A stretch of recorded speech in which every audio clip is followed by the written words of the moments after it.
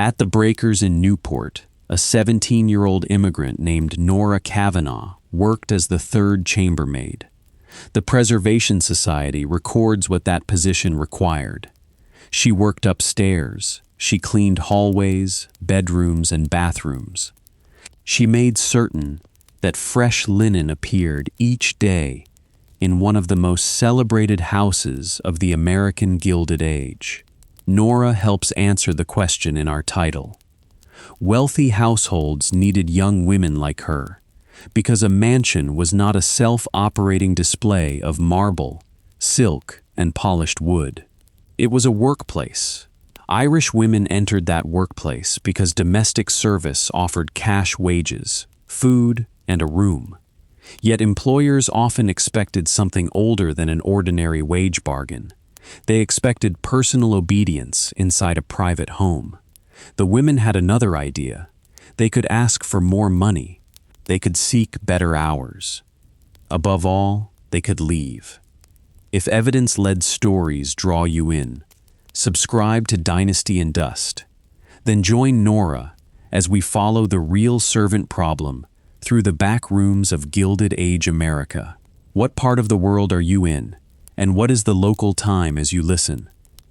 The phrase servant problem belonged mainly to employers.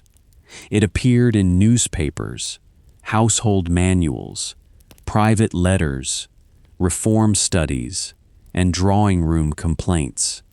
It made the difficulty sound mysterious. Why was good help so hard to find? Why did a maid who had learned the household suddenly depart? Why did another insist on an evening away from the house? Why did a cook demand higher wages when food, lodging, and employment had already been provided? There was no single answer, and there was never one uniform experience shared by every domestic worker. A cook in Boston did not live the same life as a chambermaid in Newport. A woman working alone for a middle-class family did not have the same duties as a third chambermaid inside a Vanderbilt house. A newly arrived immigrant could face dangers and dependencies that an experienced worker with relatives nearby did not. Race, religion, skill, location, family connections, and the character of an employer all mattered. Still, the surviving evidence reveals a broad conflict. American industry was teaching workers that labor could be sold for wages. Cities offered competing employers. Factories, shops, hotels, restaurants, laundries, and private households all required workers. Yet the live-in household preserved an older language of family authority, personal loyalty, and social rank. The employer believed that the servant entered the household. The worker knew that she had entered a job. The mansion depended on both ideas at once. It wanted the flexibility of a labor market and the deference of a household hierarchy. It wanted a worker who could be hired, trained, and dismissed, but it also wanted a person who would not calculate every hour or compare every wage. When an Irish maid made that calculation, the employer could describe her as restless, ungrateful, or insolent. When thousands of women made similar calculations, commentators declared a servant problem. Norah Kavanaugh stands near the center of this contradiction. The Breakers was built for Cornelius Vanderbilt II and his family. Its principal rooms announced wealth on a scale that visitors could understand immediately. Less visible spaces organized the work that sustained that announcement. A third chambermaid did not decide the menu or supervise the whole staff. Her work was narrower and repetitive. Hallways had to be cleaned again. Beds had to be remade.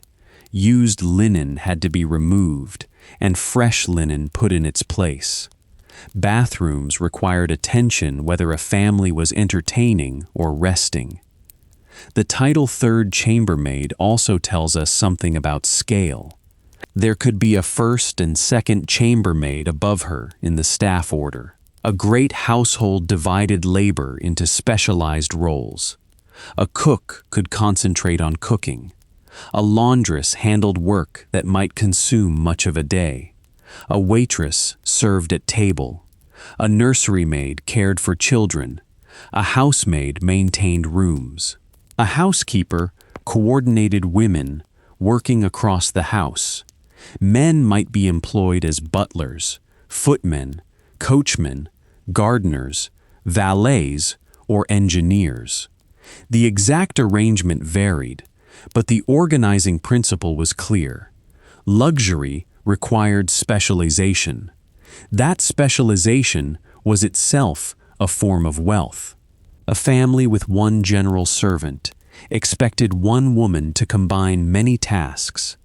She might light fires, carry water, prepare food, wash dishes, sweep rooms, answer doors, clean lamps, empty waste, and look after children. A larger household could divide those jobs among several workers.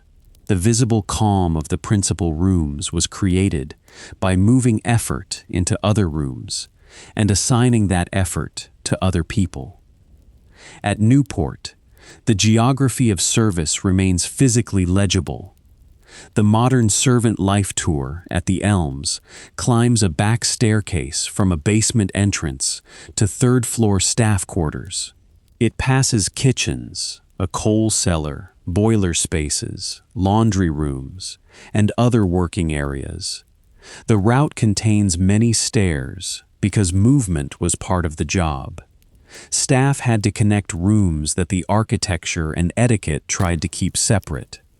The elegant room and the service room were not separate worlds in any practical sense.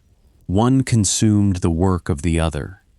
A dining room needed a kitchen, pantry, fuel supply, washing space, storage, and people carrying objects between them.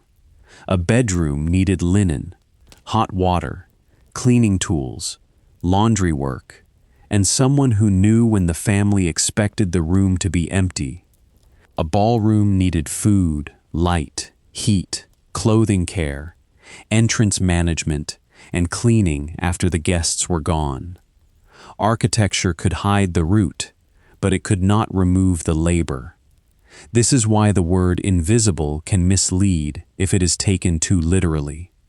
Servants were seen constantly by the people who employed them.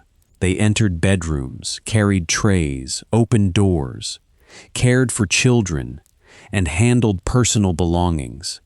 Their labor was deliberately visible when service was required, and deliberately unobtrusive when status was being displayed. The goal was not complete absence. It was controlled presence. The same contradiction shaped the archive. Employers recorded wages, complained about departures, listed workers in census schedules, and occasionally preserved photographs. Yet they often mentioned a maid only by a first name, a job title, or the fact that a replacement was needed. A servant might appear in a letter when she asked for more money, and disappear when another worker took her place. The record can be rich in the operation of a household and poor in the life of the person who performed the operation. Norah survives more clearly because later research connected a worker in the Vanderbilt household to her daughter. The daughter provided an oral recollection. According to that recollection, Norah had little patience with immigrants who complained about the United States because she believed the opportunities there were great. That memory is valuable, but it must be described for what it is. It is a daughter recalling her mother, not a diary entry written by Norah on the day she arrived. The distinction matters. Immigrant women did not all interpret their lives in the same way. Opportunity and hardship could exist together. A worker could be grateful for wages and resentful of control over her time. She could value America and dislike an employer. She could find domestic service preferable to a factory and still planned to leave service as soon as another path opened. A history that allows only misery or only triumph loses the choices that made these women historical actors. To understand those choices, we need to move back from Newport to Ireland, and from the mature Gilded Age to the decades that produced its labor force. The Great Famine transformed Irish migration in the middle of the 19th century.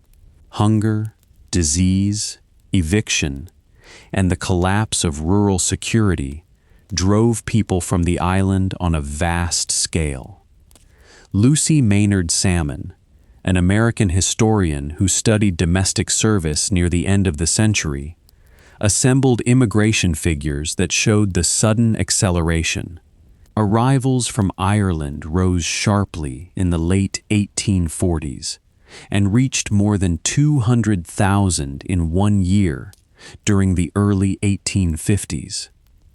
The figures describe movement, not a single motive. Some people fled immediate ruin. Others followed relatives who had already established themselves abroad.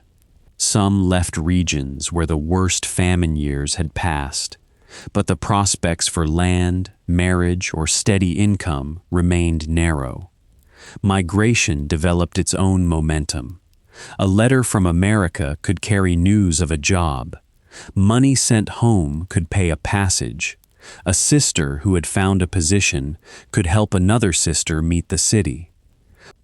Irish migration was also notable for the number of women who traveled. In many other migrant streams of the period, women were more likely to arrive as part of a family unit. Large numbers of Irish women crossed as single workers or as young adults connected to family networks on both sides of the ocean. A synthesis published by the New York Genealogical and Biographical Society describes women arriving in roughly equal numbers to men and gives an average age of about 21 for female migrants in the period it examines. That pattern changed the meaning of migration. A young woman was not only following a husband, she could be an earner whose wages mattered to parents and siblings. She might help finance another passage. She might remain single for years while working. She might marry after establishing herself in an American community. She might return to Ireland. The ocean crossing could be a family strategy, carried out by an individual woman. Domestic service offered one of the most accessible routes into wages. English language ability gave Irish women an advantage in many American households. National schooling meant that some arrived literate in English. Others had experience with housework or service, although an Irish rural home and an American urban mansion demanded different methods, tools, fuels, foods, and standards. Even a capable worker might require time to learn the exact routines of a particular house. Demand was enormous. Urban populations grew.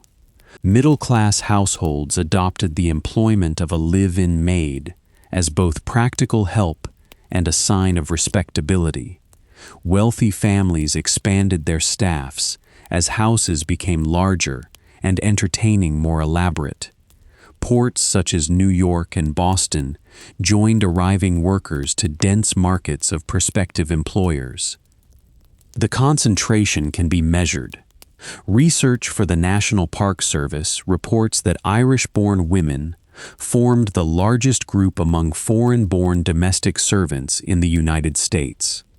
In New York City in 1880, they constituted about 42% of all domestic workers. Another historical synthesis found that in Kingston, New York, nearly all employed Irish women whose occupations were recorded in 1860 worked in domestic service.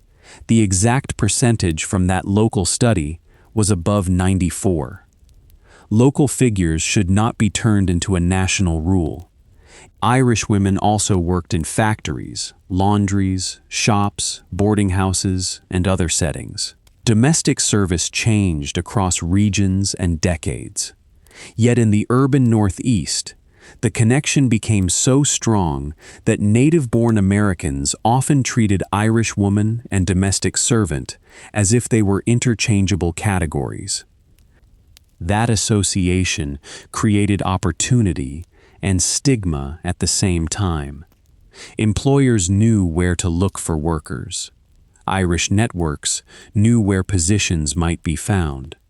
But the individual woman risked being seen not as Mary, Ellen, Catherine, Norah, Agnes, or Julia, but as a type. The type was called Bridget. Bridget was a real Irish name, and also the name of a saint. In American popular culture, it became a label applied to Irish maids, regardless of their actual names. Biddy could be used in the same way. The figure appeared in jokes, newspaper columns, cartoons, advice literature, and employer complaints. She was represented as ignorant of American technology, careless with household objects, loud, stubborn, Catholic, physically coarse, and unwilling to accept correction. The stereotype did more than insult. It simplified a labor conflict into a supposed defect of character. If a woman objected to an irregular schedule, Bridget was insolent. If she left for higher wages, Bridget was unreliable. If a newly arrived worker did not know how to operate an unfamiliar stove, Bridget was incompetent. If a maid resisted being addressed with casual familiarity, Bridget had forgotten her place. The caricature also expressed fear.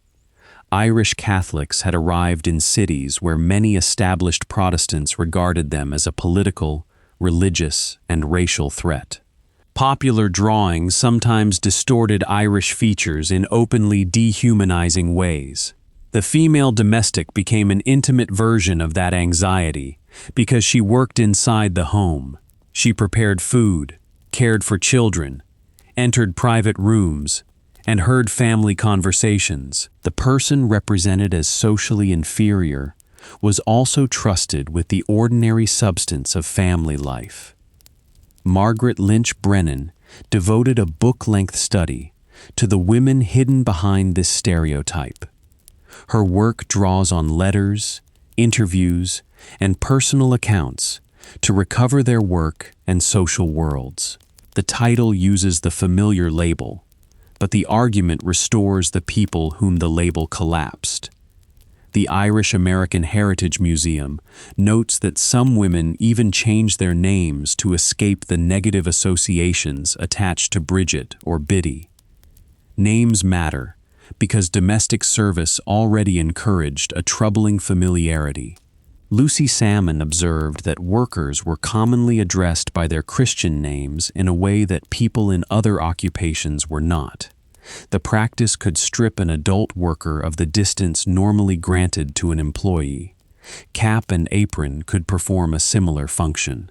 A uniform might protect clothing or signal professional skill, but it could also be imposed as a badge of rank. The live-in arrangement deepened this problem. A factory worker left the employer's premises at the end of a shift. A domestic worker often slept under the employer's roof. The household controlled not only the place of work, but the worker's access to meals, rest, visitors, and private space. A room and board package reduced living expenses, which made saving possible. The same package placed the worker within reach of work, long after a clear industrial day might have ended.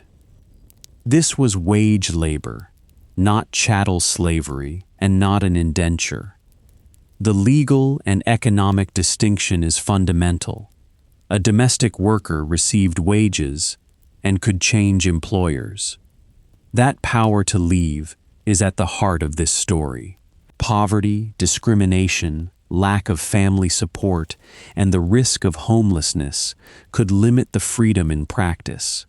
But the employment relation was not ownership of the person.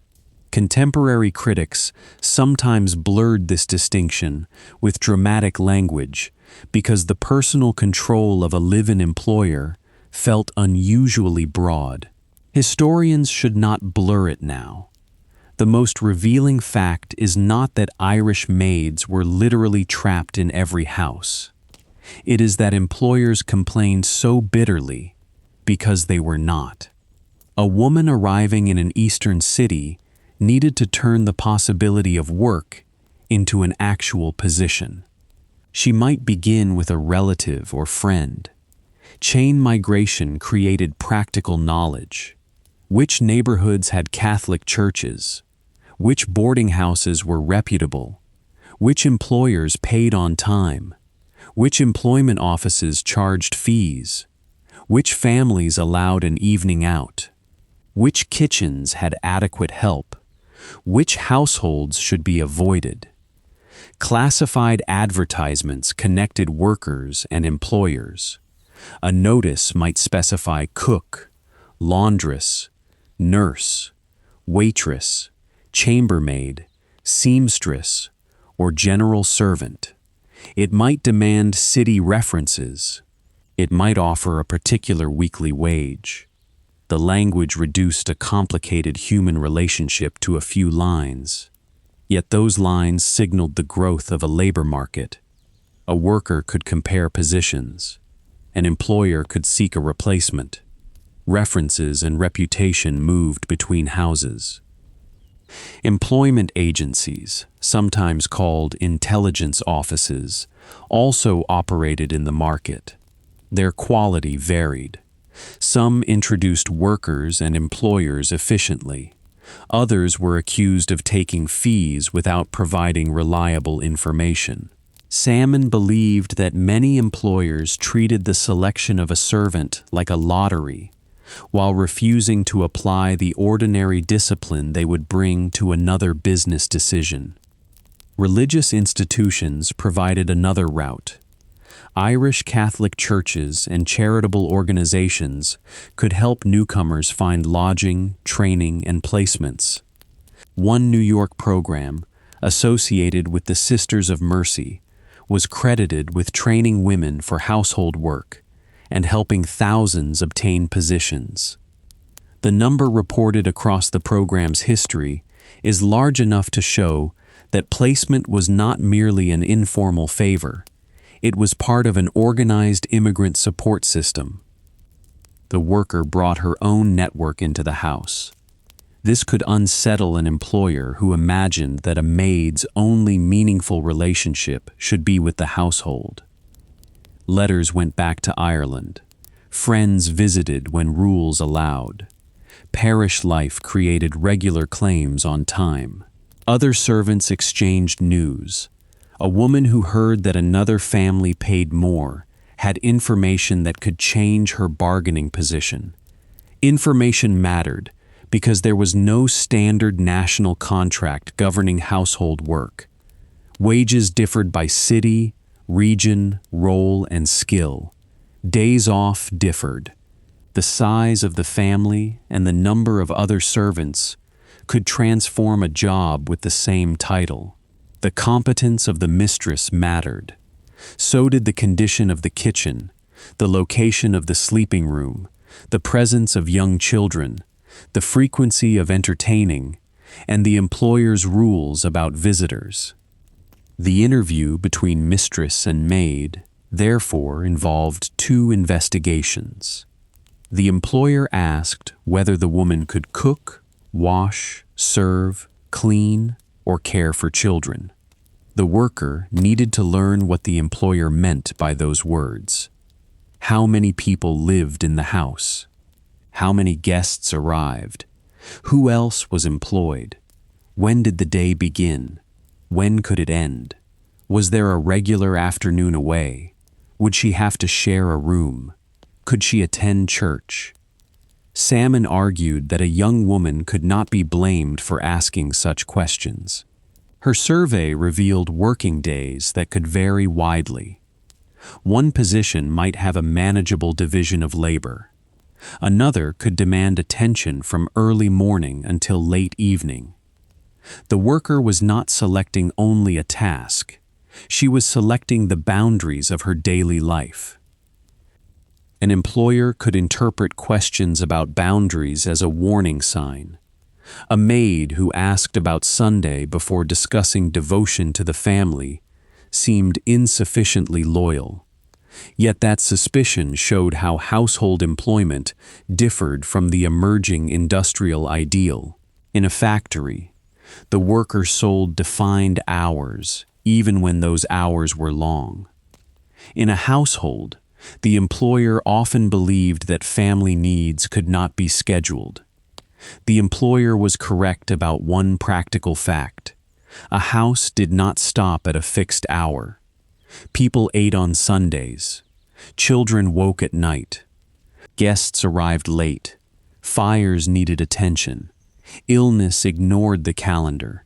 Yet it did not follow that one worker should surrender all predictable control of her time. The unresolved question was, who would absorb the irregularity? In a large mansion, a bigger staff could distribute that burden. Salmon found that some workers actually preferred service in households with many employees, because a large establishment could offer more personal independence than work for one individual family with only one maid.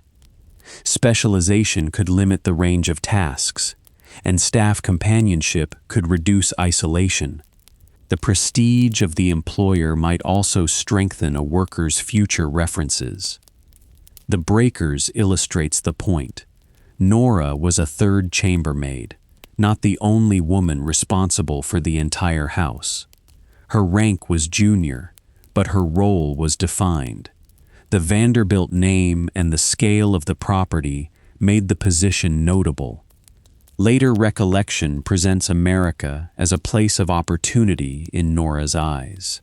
None of that proves that every day was easy. It shows why a Gilded Age mansion could be both an intimidating workplace and a sought-after one. The Elms offers a related contrast.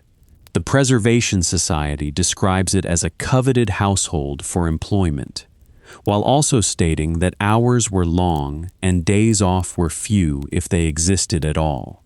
A desirable position could still impose severe conditions. Good wages, staff organization, and employer prestige did not automatically produce control over time. This tension followed workers into every part of the bargain. Food and lodging could raise the real value of a wage. They could also be used to tell the worker that she already received enough. A private room could be a meaningful benefit. An attic room could be hot, cold, remote, or exposed to noise. Living inside a fine house did not mean living like the family that owned it. The physical threshold between principal rooms and service rooms therefore carried several meanings. It separated display from labor. It separated family privacy from servant movement. It also separated two different accounts of the same employment. From the drawing room, the maid had been given a home. From the servant's stair, she lived at work. The voyage from Ireland added another threshold. It could produce gratitude for a wage and determination not to be dependent again. Irish women had crossed an ocean, often through a chain of decisions made by parents, siblings, and the women themselves. They entered American homes with memories and obligations that the employer might never see. Money earned in a kitchen could be intended for a family far beyond that kitchen. Remittances were part of the work world. National Park Service research notes that Irish women sent earnings to relatives in Ireland. A waitress earning a few dollars each week might divide money between personal savings, church, or social expenses and a family claim across the Atlantic. Because board and lodging were included, domestic service could support saving, even when the cash wage looked modest. The remittance changed power in both directions. It tied the worker to relatives who depended on her. That responsibility could make unemployment dangerous. It also gave her work a purpose that did not belong to the employer. A mistress might think she was shaping an inexperienced girl into a useful servant. The worker might understand herself as financing a sister's passage or helping parents remain in their home. Letters carried evidence of success back to Ireland. They could encourage other women to migrate. They could describe wages, clothing, food, and urban life in ways that made America attractive. The reports were not always balanced, and families receiving money had reasons to believe that the sender was prospering. Still, correspondence helped build a female migration system in which one woman's position opened a path for another. That system supplied American households with workers, but it did not supply permanent submission. The network that helped a woman find her first employer could help her find a second. The church that placed her could introduce her to a wider community. The cousin who met her at the dock could offer a temporary bed if a job ended. The more established the network became, the less completely one household could control the worker. This is where the servant problem begins to look less like a shortage and more like competition. There were many women seeking wages and many households seeking help. The difficulty was matching a particular worker to a particular set of conditions at a wage both sides accepted. Employers wanted stability. Workers wanted a combination of income, tolerable treatment, usable time, and future possibility. When the supply of positions exceeded the supply of women willing to accept every condition, workers gained leverage. They did not need a national union to exercise it. They could compare, refuse, depart, and return to the market. Their power was individual and uneven, but it was real enough to fill employer letters with frustration. The Irish maid became the most visible symbol of that frustration because Irish women dominated the market in many northeastern cities. Their English made them employable. Their networks made them mobile. Their Catholic and immigrant identity made them targets. The employer who could not keep a worker did not have to admit that another household offered a better bargain. She could blame Bridget. There is a final reason to resist the stereotype. It assumes that the employer represented modern competence and the maid represented old-world ignorance. Salmon found something more complicated. Household management was often treated as instinct rather than a field requiring training. An inexperienced mistress could insist that a skilled worker follow inefficient methods simply because they were her methods. In any other occupation, Salmon observed, workers would resist direction from a supervisor who did not understand the work. The mansion was filled with technology: coal ranges, boilers, laundries, plumbing, call systems, mechanical lifts, and specialized cleaning materials all required knowledge. A new arrival could make mistakes while learning.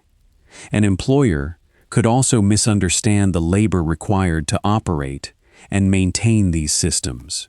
The label incompetence flowed downward more easily than criticism flowed upward. Norah Kavanaugh learned the routines of one of America's most technically ambitious houses. Her title placed her in a chain of supervision. The fresh linen that appeared in a bedroom had passed through the labor of more than one person. Someone collected it. Someone washed, dried, and finished it. Someone stored it. A chambermaid placed it where the household expected. The simple visual result concealed an industrial sequence inside a private residence. That sequence allows us to see the mansion differently. The house was not merely a monument financed by railroads, coal, banking, or inherited capital. It was also a daily organization of paid labor. Money entered the building as wages, food, fuel, uniforms, supplies, and maintenance. Workers converted those inputs into comfort and social display. The owners could leave for another house. The mansion had to be opened, closed, prepared, and maintained around their movements. Staff might travel with a family or remain with a property. Seasonal resort life created sudden demands for labor in places such as Newport. A worker could follow the season, seek a city position, or use one employer's reference to find another. Mobility was not the opposite of skill. It could be the way skill earned a return. A cook who mastered difficult work could command more money. A nurse with strong references could find another family. A housemaid who understood the standards of a prestigious home could present that experience to a future employer. The possibility of moving gave value to competence. The employer faced a paradox. Training a worker made her more valuable, including to other households. Treating her as replaceable could persuade her to test that value elsewhere. The mistress then described the departure as disloyalty, even though the wage system gave both sides the right to end the arrangement. This right was not equal in its consequences. An employer who dismissed a maid lost labor and began a search. A worker who was dismissed could lose wages, food, and lodging in a single moment. References could be withheld or damaged. A woman without a strong network faced serious risk. The character reference system allowed employers to carry private judgments into the next hiring decision. For that reason, leaving required more than abstract freedom. It required information, confidence, and somewhere to go. Irish community networks reduced some of the risk. High urban demand reduced more. A worker with a good reputation and a skilled role could act more freely than a newcomer. The bargaining power celebrated in employer complaints was never distributed evenly. Even so, the complaints reveal that women used it. By the late 19th century, domestic service had become one of the clearest places where the ideals of household authority collided with the reality of women earning and allocating wages. The conflict took place in kitchens and interviews, rather than on the floor of a stock exchange, but it belonged to the same industrial age. Lucy Salmon recognized this. She began her study because domestic service was discussed constantly as a personal annoyance and almost never treated as part of economics. She called attention to the scale of the occupation. The census counted roughly 1.5 million people in domestic service in 1890. Salmon estimated that employers paid them hundreds of millions of dollars in cash wages and spent a comparable sum on their support. Those numbers made domestic service an industry even though each workplace was a private home. Its isolation hid its scale.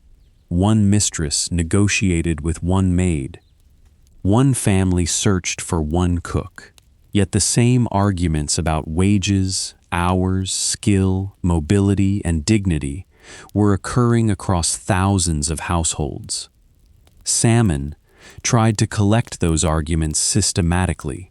During 1889 and 1890, she distributed 5,000 sets of questionnaires. Separate schedules were designed for employers and employees. More than 1,000 employers returned information covering over 2,500 workers. More than 700 employees also completed schedules. The method had limitations. Respondents were not a perfect national sample.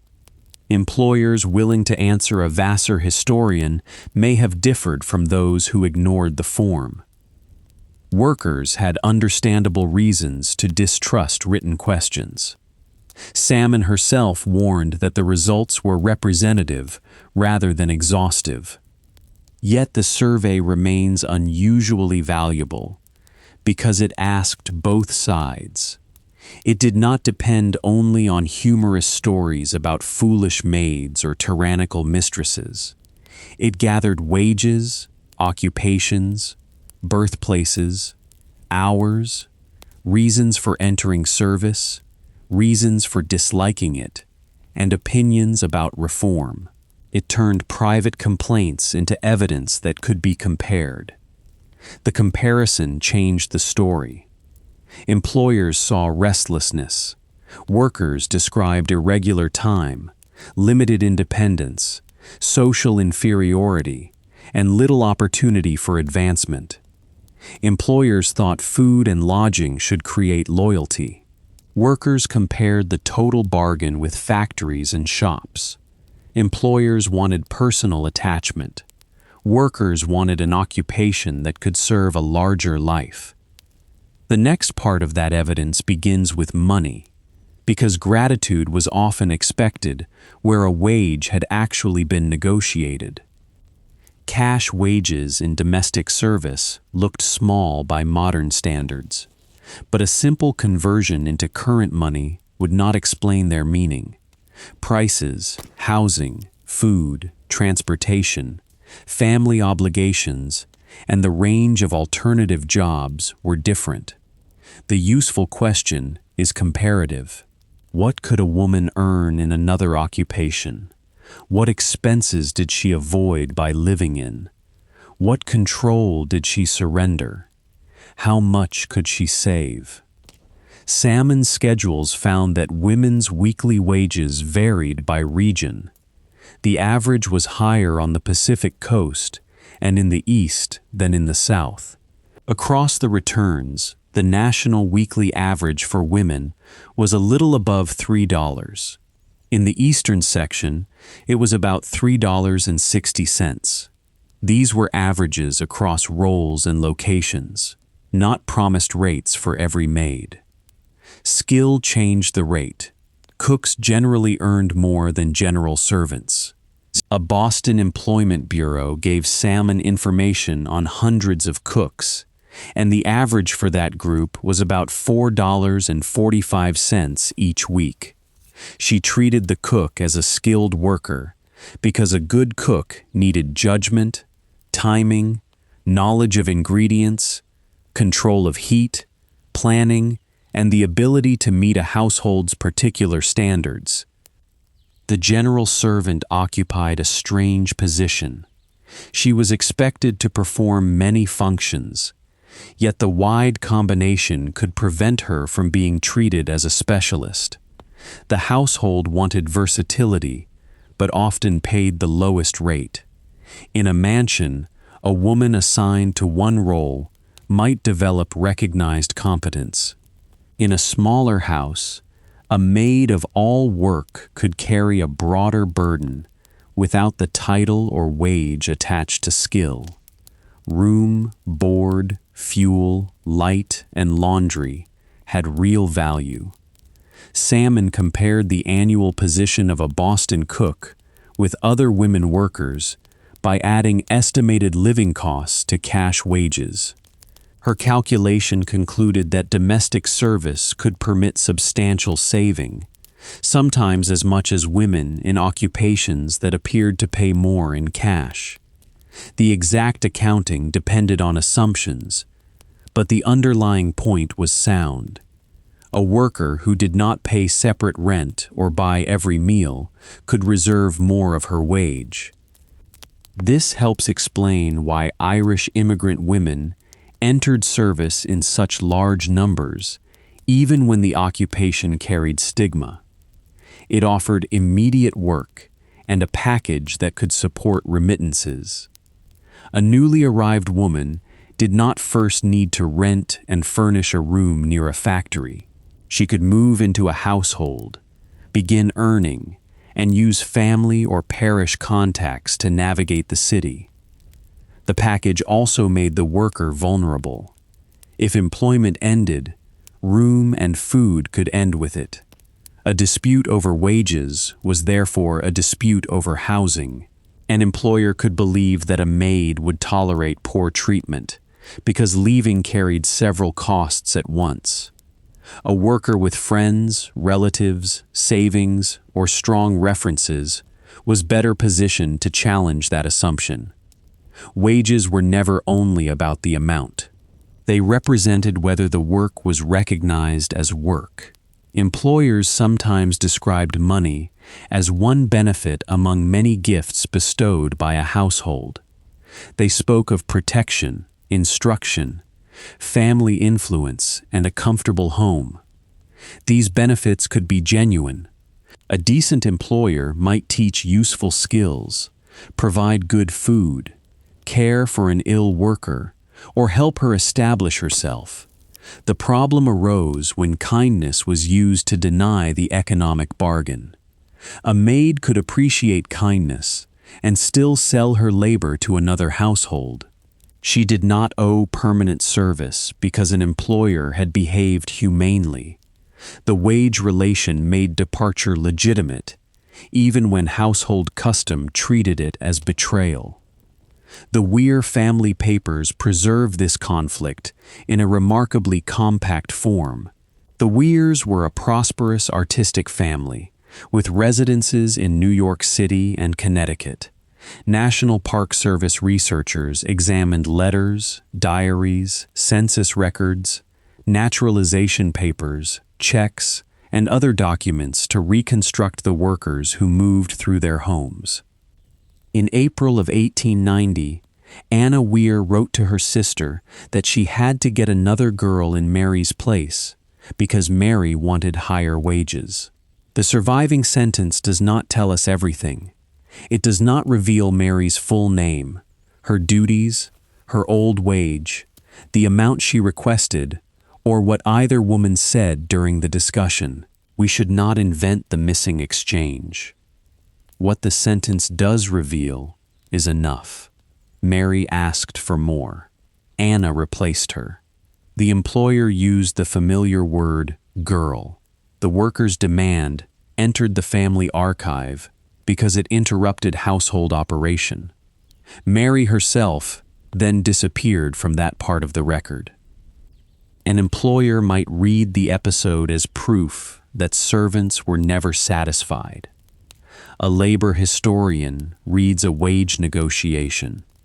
Mary valued her work above the amount Anna wished to pay.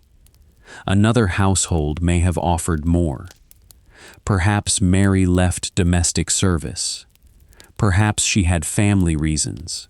The exact destination is unknown. Her action remains clear, even when her later life does not. This small case corrects the image of a helpless servant whose fate was sealed at the dock. Irish women faced prejudice and risk, but their labor was in demand. A worker could use that demand. Saying so does not romanticize the occupation. It identifies one source of agency within unequal conditions. The same National Park Service study explains that many middle and upper-class employers experienced high turnover as they tried to preserve older power relations. Wage labor had become more transactional. A white, ethnic domestic worker in New York could leave one employer for another or choose factory work. The alternative might pay a comparable or slightly lower cash wage, but it could offer firmer control over personal time. Time was the second half of the wage. Household labor resisted the clock. Breakfast preparation began before breakfast. Cleaning had to fit around the family's use of rooms. Dinner service extended beyond cooking into serving and washing. Evening guests postponed the end of the day.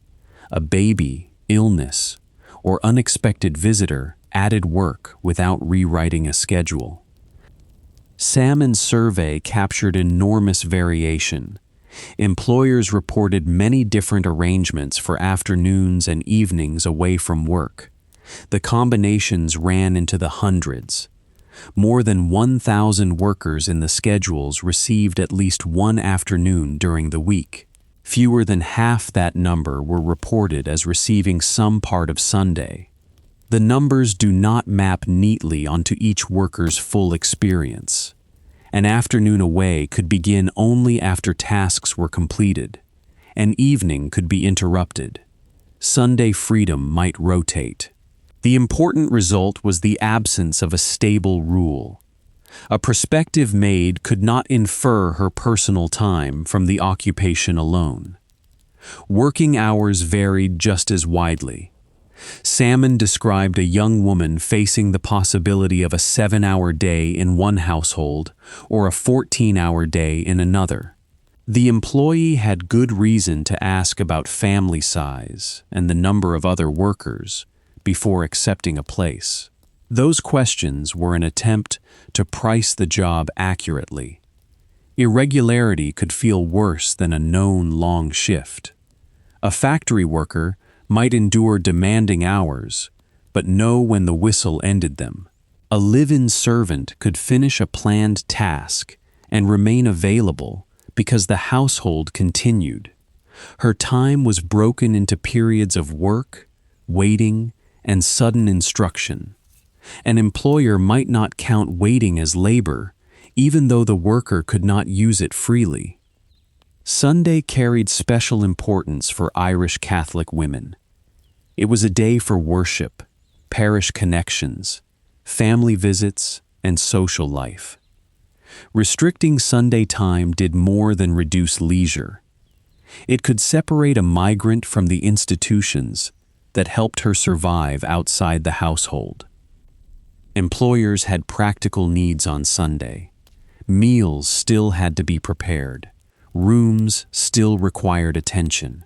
The question was whether those needs would be shared, reduced, scheduled, or simply assigned to the live-in worker. A household could simplify Sunday service. It could employ enough staff to rotate time. It could permit workers to attend Mass. It could also treat the family's routine as fixed and the servant's claim as optional. The conflict over an evening out became one of the recognizable subjects of servant literature. Employers feared late return, unsuitable company, and the moral risks they associated with the city. They presented restrictions as protection. Workers understood that adulthood without control over an evening was a limited adulthood. The word girl reinforced the limitation. Many servants were young, but an adult woman could remain a girl in household language at 30 or beyond. The title flattened age and experience. It made discipline sound parental even when the relation was economic. Salmon connected the dislike of domestic service to this loss of independence. One former domestic worker who preferred factory life told the survey that she wanted a known quantity of work, followed by the ability to go home, dress, go out, sew, or choose how to spend the remaining time. The testimony did not claim factories were gentle. It said that the boundary mattered. The worker also contrasted social worlds. Factory and shop employees worked beside other people. They heard news, made friendships, and participated in an occupational community. A maid working alone could become isolated inside one family's routines. A large mansion staff partly relieved the isolation, but hierarchy followed workers below stairs. The staff order mirrored the house. The housekeeper and butler held authority. Skilled cooks could command wages and respect, although the kitchen remained physically below the principal rooms in many houses. Footmen, chambermaids, laundresses, and scullery workers occupied distinct levels. Junior workers might answer to senior workers as well as to the family. Hierarchy created training and companionship, but it could also reproduce surveillance. A third chambermaid, such as Norah, worked within a team. Her immediate direction may have come from another staff member. The family did not need to instruct every worker personally because the household had its own management structure. This structure complicates the phrase "below stairs." Not every worker spent the day in a basement. Chambermaids worked on bedroom floors. Nurses moved with children. Valets and ladies' maids entered intimate dressing spaces. The phrase describes social position and service architecture more than one physical location. The hierarchy also offered a path, though a narrow one. A capable worker might move from a junior position to greater responsibility. A housemaid could become a housekeeper. A kitchen worker could build skill. Yet Salmon identified limited promotion as one industrial disadvantage of domestic service. The highest available position remained inside a socially devalued occupation, and many women planned to leave rather than advance. The best role could still be less attractive than a modest job with independent housing and defined hours. This is one reason wages alone did not solve the servant problem. Employers repeatedly proposed raising standards through training schools, stricter references, contracts, or imported workers. They were often searching for a way to improve the supply without changing the household's demand for personal control. Training could help a worker. Cooking, laundry, childcare, and household management were real skills. A credible school or charity placement could strengthen a woman's position. But training designed only to make workers more obedient treated the symptom as the cause. Salmon argued for a broader change. Household employment had to be recognized as industry. Employers had to understand economic law, social dignity, specialization, and the value of predictable conditions. She criticized the assumption that household knowledge came naturally to women. Employers needed competence too. This criticism was radical in a quiet way. The servant problem was usually framed as a failure among servants. Salmon shifted part of the examination to the people who hired them. Did an employer define duties? Did she understand the work? Did she keep agreements? Did she provide reasonable time? Did she mistake personal preference for professional necessity? The household was protected from scrutiny by privacy. A factory concentrated workers and made some conditions visible to inspectors, organizers, and journalists. Domestic service scattered workers behind thousands of doors. Each employer could tell herself that her own demands were reasonable. Each worker had to negotiate separately.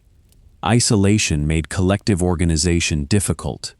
There were satirical fantasies of servant unions and occasional real attempts at association and reform.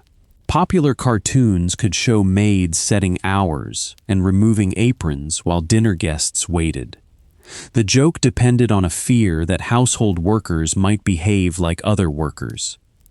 Most Irish maids did not join a formal domestic workers' union during the Gilded Age. Their leverage usually operated through turnover.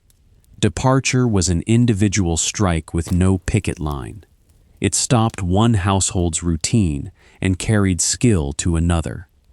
The absence of formal organization did not make the action meaningless. A market can transmit thousands of private choices. If many women refused positions with no Sunday time, employers had to compete. If skilled cooks demanded more, wages rose. If second-generation women avoided service, households turned to new migrant groups, and to black women, whose choices were constrained by racial exclusion from other work. The word restlessness described this movement from the employer's side. Salmon found the average tenure of a domestic servant in her evidence was less than a year and a half. In some regions, even that was high. Seasonal work, resorts, factories, harvests, and other opportunities pulled workers away. Nearly a third of surveyed employees had worked in another occupation. Employers answered the turnover question with frustration. 1/4 did not give a definite number when asked how many servants they had employed since beginning housekeeping. Among those, many said the number was too large to remember. Some used comic exaggeration. "Their name is Legion," one answer declared. Another offered infinity minus. The jokes are evidence. They show that turnover was common enough to become part of household identity. They also protect the employer from asking why so many people left. A comic number turns repeated failed employment relationships into a natural feature of servant character. Workers gave different explanations. Some entered service because it was the most available job. Some preferred it. Others cited health, profitability, steady employment, a place to live, or the chance to learn. A few used wages to continue education. The range itself matters. Domestic service was not one destiny. Workers also described disadvantages that employers could change. They objected to unclear hours, work on evenings and Sundays, lack of advancement, social isolation, interference in personal habits, and signs of inferiority. The list turns a moral complaint into a workplace analysis.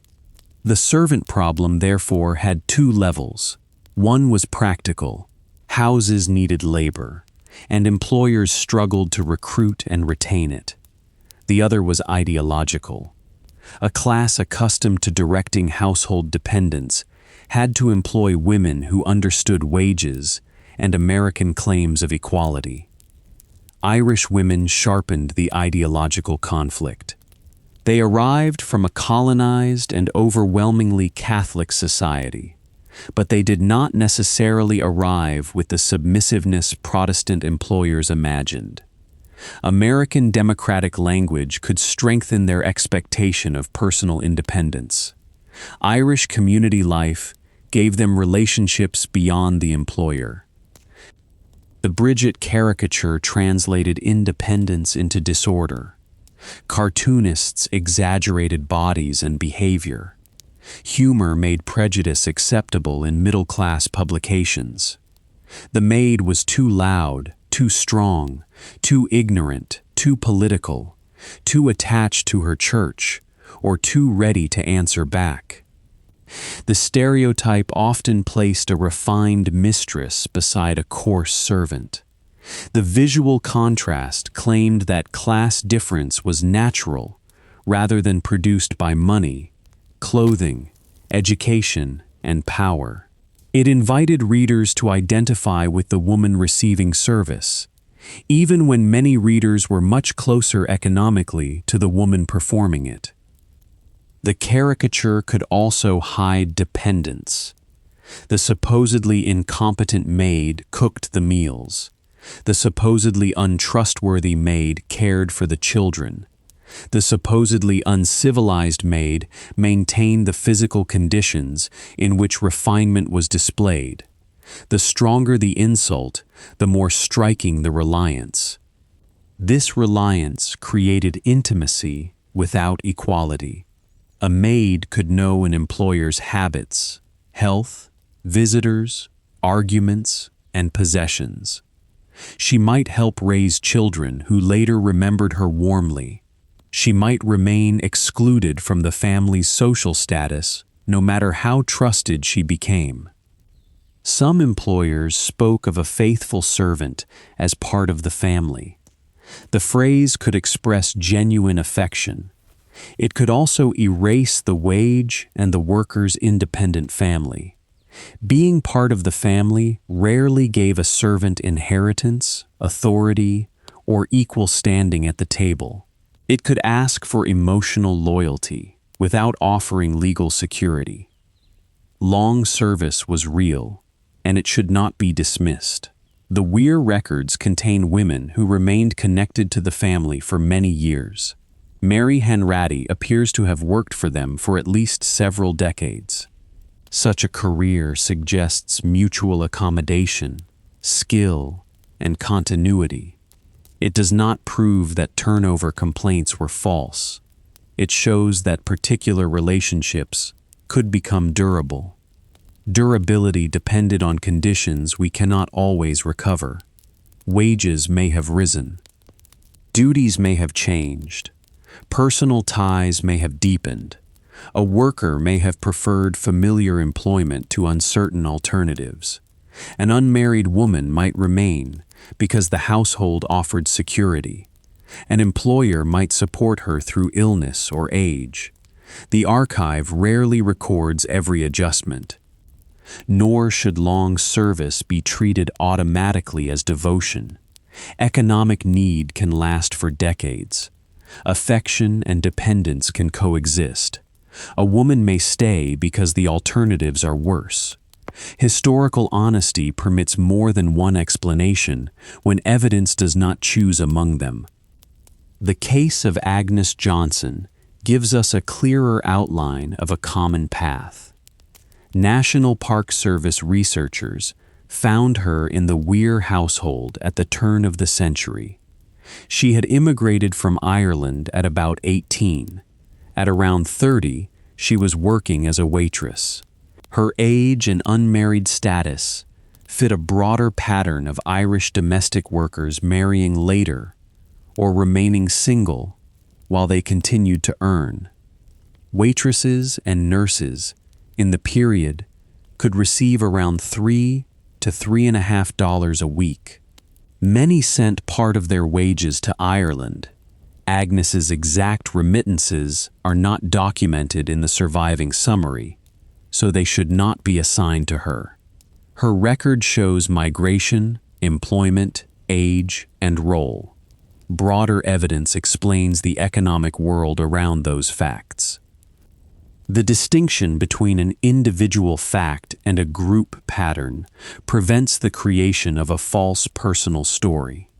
It would be tempting to describe Agnes writing a letter home or counting coins for a sibling.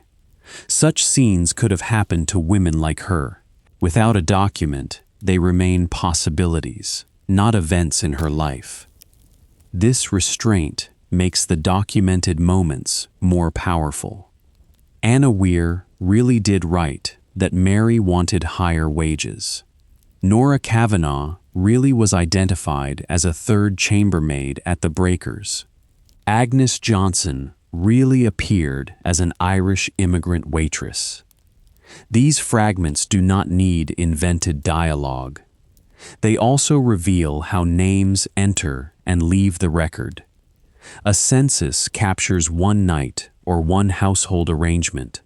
A letter captures a disruption. A wage check captures payment. A naturalization petition captures legal identity. No single record contains the whole person. Marriage often changed names and removed women from occupational records. A servant listed by a maiden name could become difficult to trace. Women who remained single sometimes left fewer family records. Employers reused common first names. The archive's gaps are partly the result of how record systems were built. The label Bridget created another gap by replacing a name with a category. A joke about Bridget might draw on an actual worker, but it erased the details that would allow us to identify her. The stereotype was not simply an inaccurate portrait. It was a machine for making individuals historically interchangeable. This is why personal photographs and descendant testimony matter. The Preservation Society's research on Newport servants used photographs donated by families and oral histories with descendants. Such evidence can restore a face, a job, and a relationship to a house that previously displayed only its owners. The same evidence must be handled carefully. Family memory can preserve truth, unavailable elsewhere, but memory selects and reshapes. A descendant may emphasize opportunity, loyalty, hardship, or pride.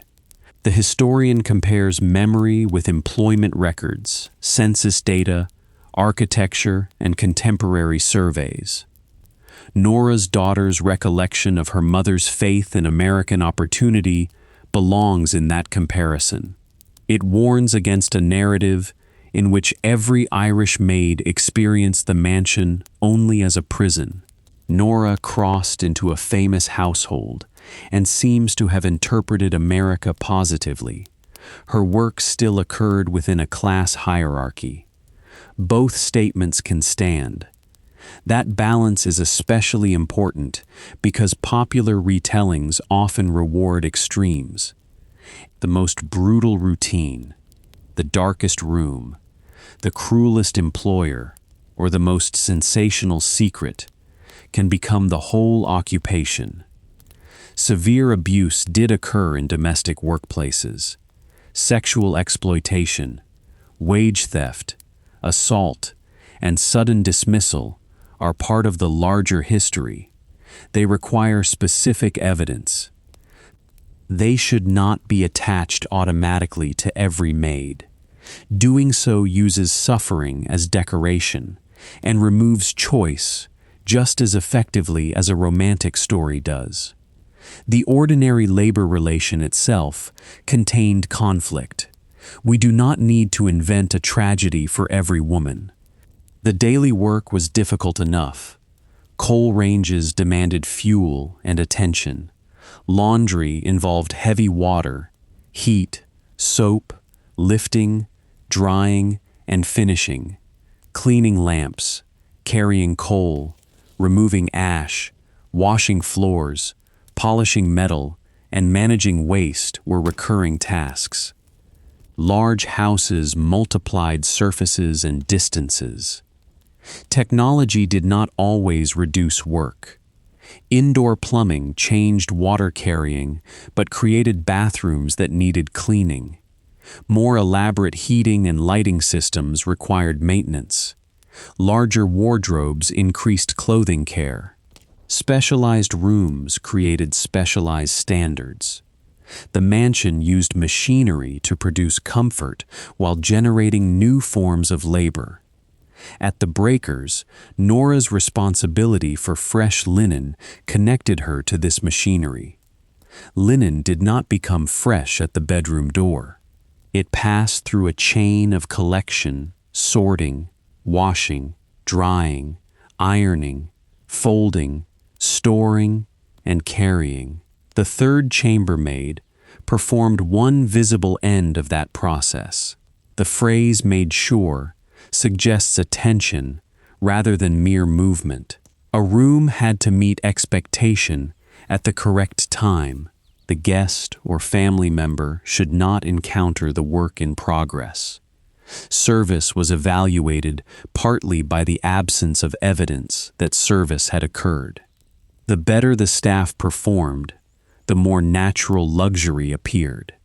A clean room looked like a quality of the house. A well-served meal looked like a quality of the host. Warmth, light, fresh clothing, and ordered space seemed to belong to wealth itself. The worker disappeared into the effect. Turnover interrupted that effect. A vacant position forced labor into view. The mistress had to search, interview, rearrange duties, or perform work herself. Another servant absorbed extra tasks. Guests might notice delay. The departing maid demonstrated that luxury was contingent. This is why higher wages could cause panic out of proportion to the amount. The demand challenged both budget and authority. If Mary could name a price, then Mary was not merely receiving a place in Anna's household. She was selling a service the household needed. The employer could replace one worker, but repeated replacement exposed the market. Every new interview required negotiation. Every departure carried information to other servants. A household known for poor treatment could find recruitment more difficult, even when no formal blacklist of employers existed. References moved power in the other direction. An employer's written character could determine whether a worker secured another position. The requirement protected households against theft or incompetence, but it also allowed a personal dispute to become an occupational penalty. A maid could leave legally and still be punished through reputation. Workers developed ways around the imbalance. Personal references from priests, relatives, former employers, or respected community members could help. A strong employment office could mediate. High demand allowed some women to find positions, even with incomplete papers. A recommendation from another servant could be decisive. The word character carried moral weight. It suggested that the employer certified the person, not merely her ability to perform tasks. Domestic service merged personal conduct with job qualification, because the work occurred around children, valuables, food, and private life. Employers claimed a legitimate need for trust. Workers faced the danger that trust would be defined as obedience. The character system helps explain why some women stayed in difficult places until another path was secure. It also explains the courage contained in a simple wage demand. Mary risked more than a rejected number. She risked the story Anna might tell the next employer.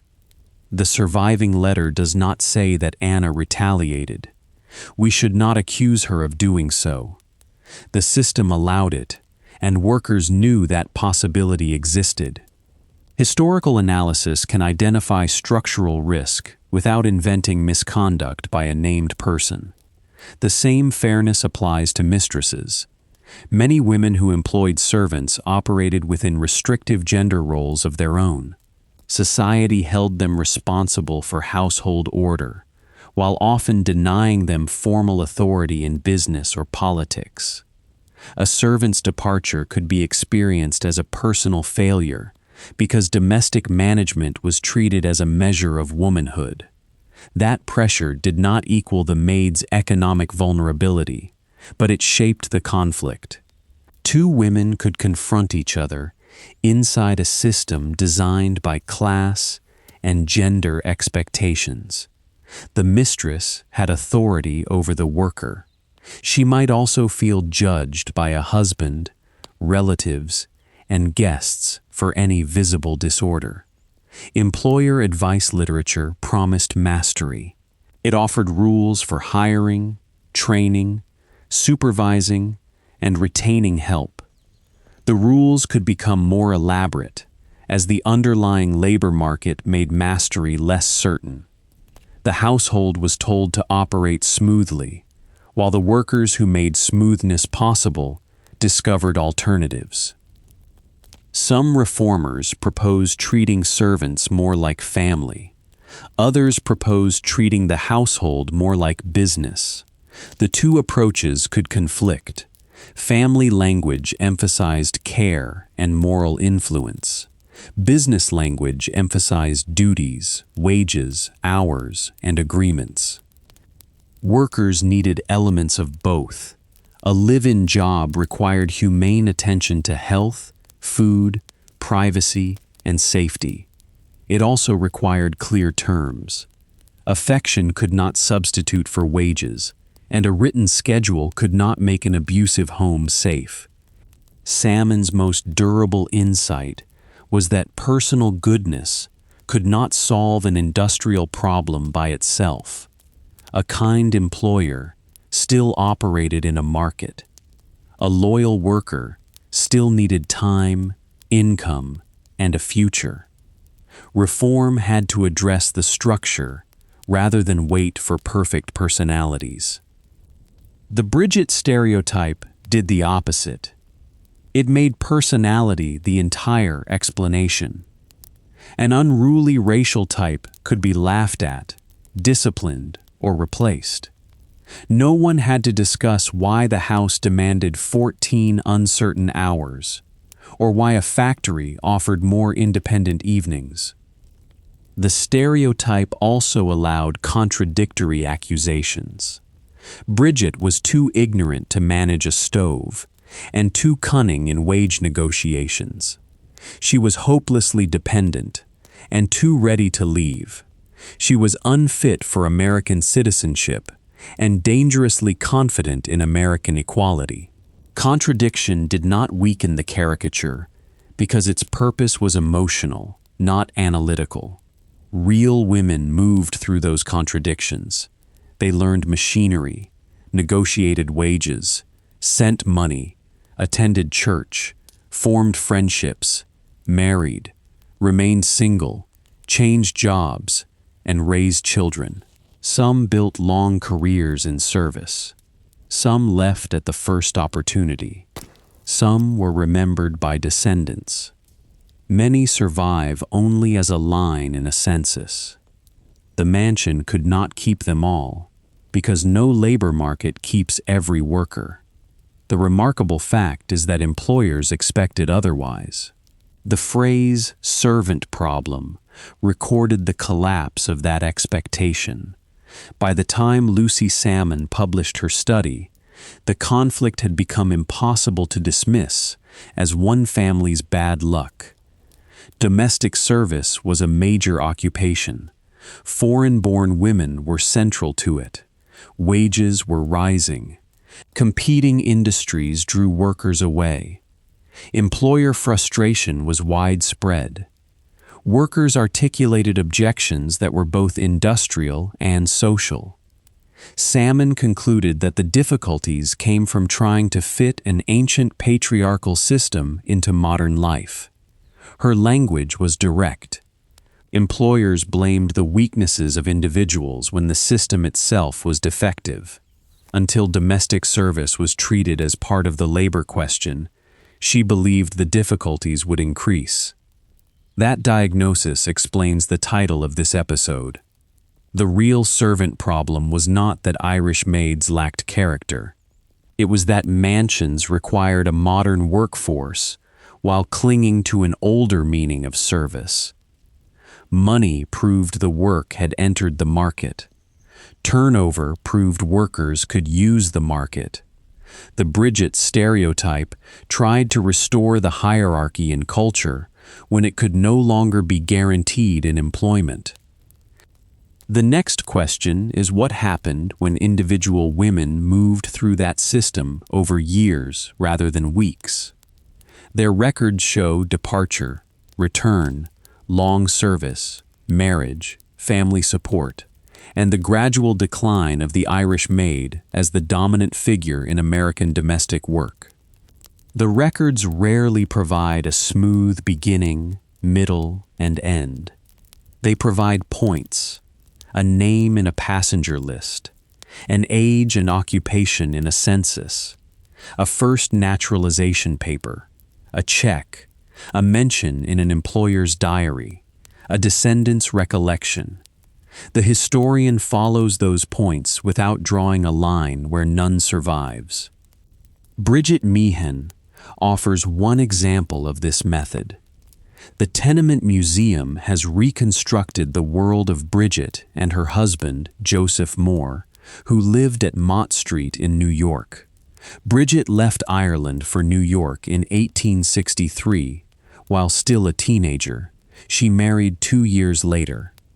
The museum is careful about the gap before her marriage. It states that Bridget likely found domestic work in a merchant household, because that path matched the experience of many Irish women her age and place.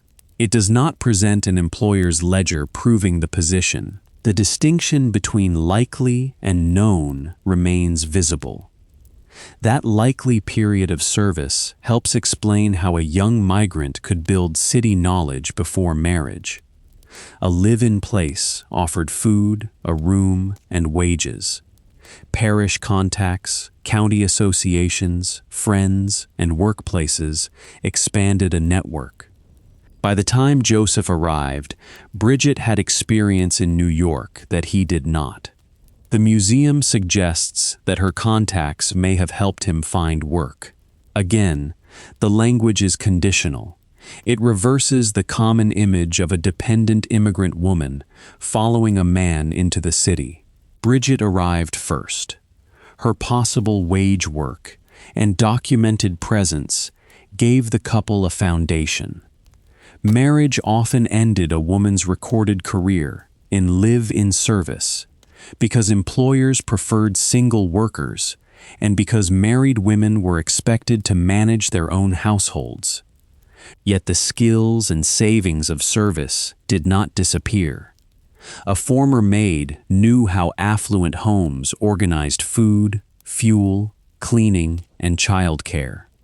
She carried that knowledge into a tenement, boarding arrangement, laundry business, or family economy with very different resources.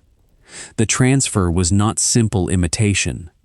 The coal range in a tenement and the range in a mansion existed in different systems of space and supply.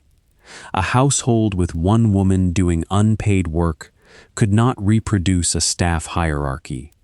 Still, immigrant women learned American foods, technologies, and expectations through paid service.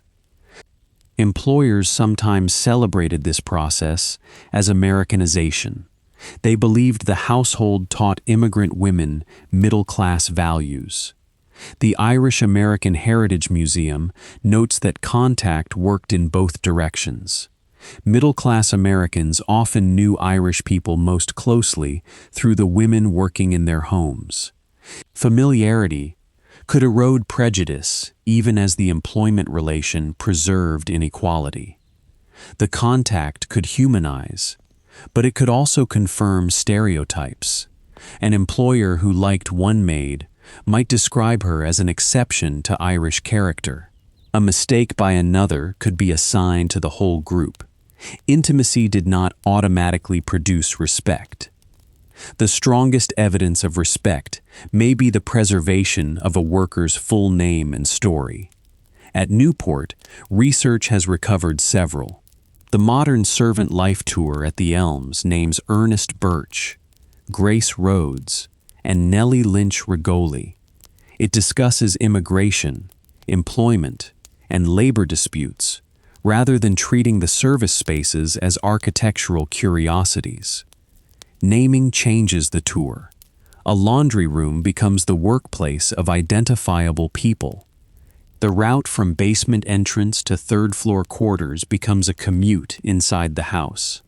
Coal storage, boilers, and kitchens become part of a labor system rather than colorful evidence of old-fashioned luxury. The tour also shows why a mansion could be coveted and exhausting. The Elms had a large staff and specialized facilities. Employment there offered status within service and contact with other workers.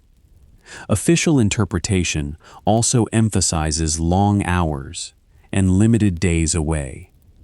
Prestige did not remove the employer's claim on time. Nellie Lynch Rigoli's presence in the record is particularly useful because her full name survives beyond a generic Bridget. She belongs to a staff with other named workers and a specific property. The evidence available through the public tour is not enough to narrate every year of her life, so we should not do so. Her name marks the point where the stereotype begins to break. The Weir study allows a longer view. Mary Hanratty served the family across decades. Later family recollection claimed nearly 40 years, while calculations from surviving records support at least about 28. The difference is not a reason to discard the memory. It is a reason to state the range and its basis. Hanratty's career crossed changes in the family and in domestic service.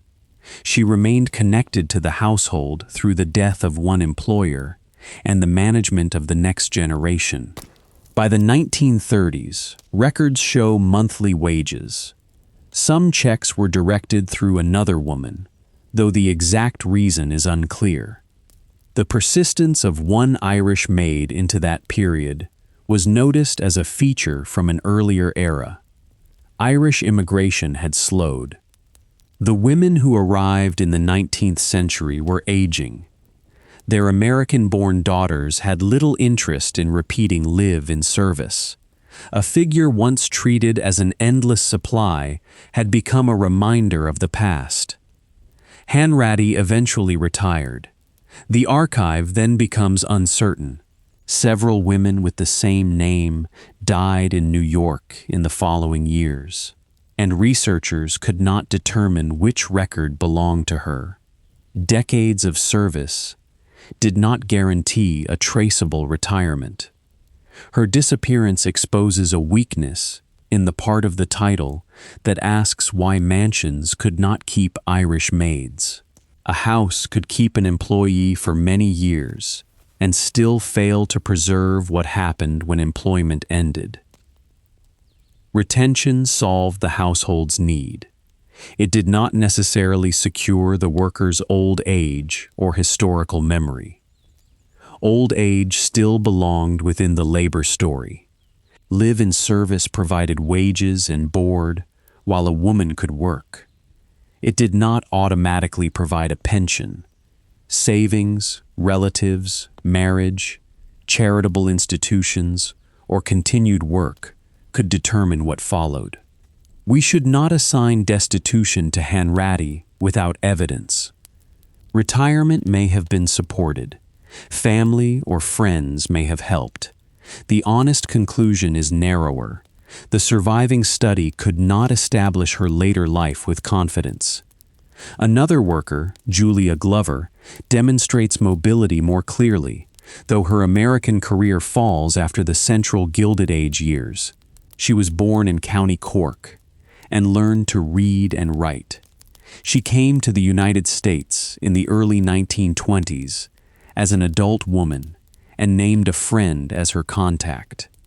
Within a few years, records place her in domestic work on the Upper East Side. She appears as a housemaid and later as a cook.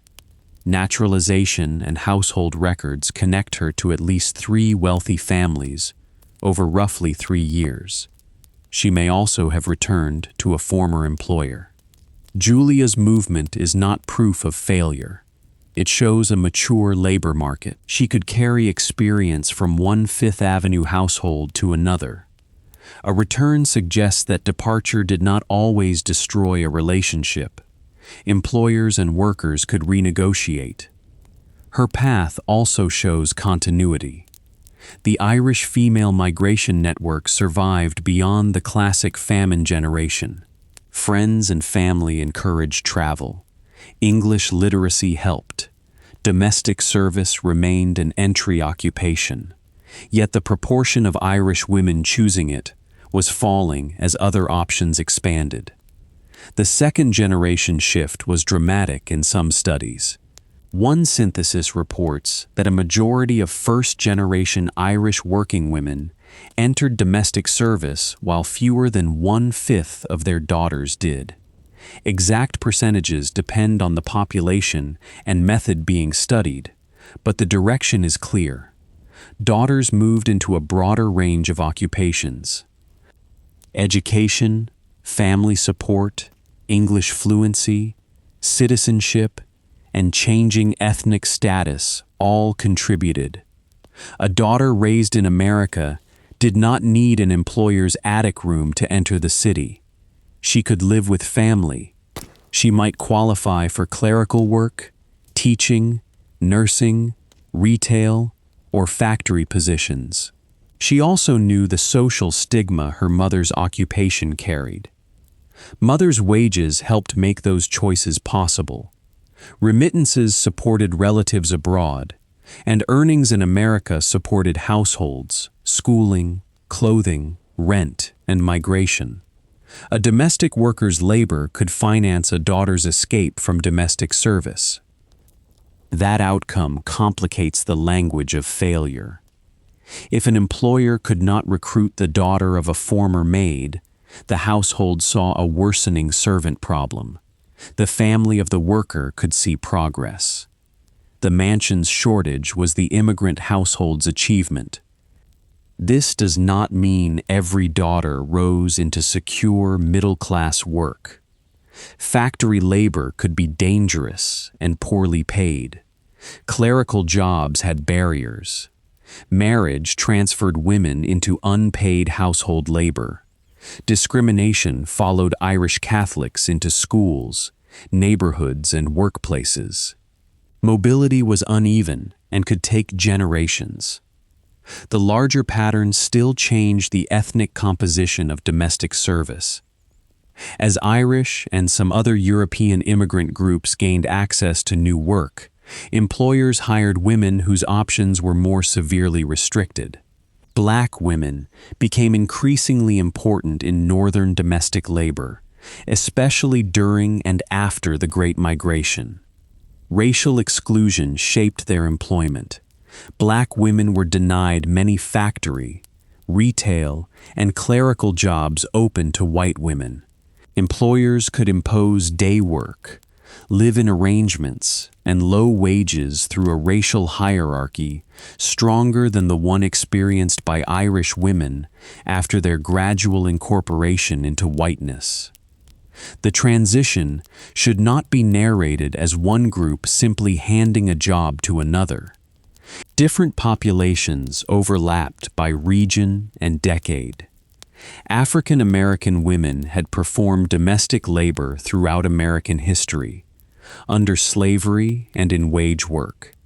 Chinese, Japanese, German, Scandinavian, Italian, Jewish, and other immigrant workers appeared in household employment in particular places.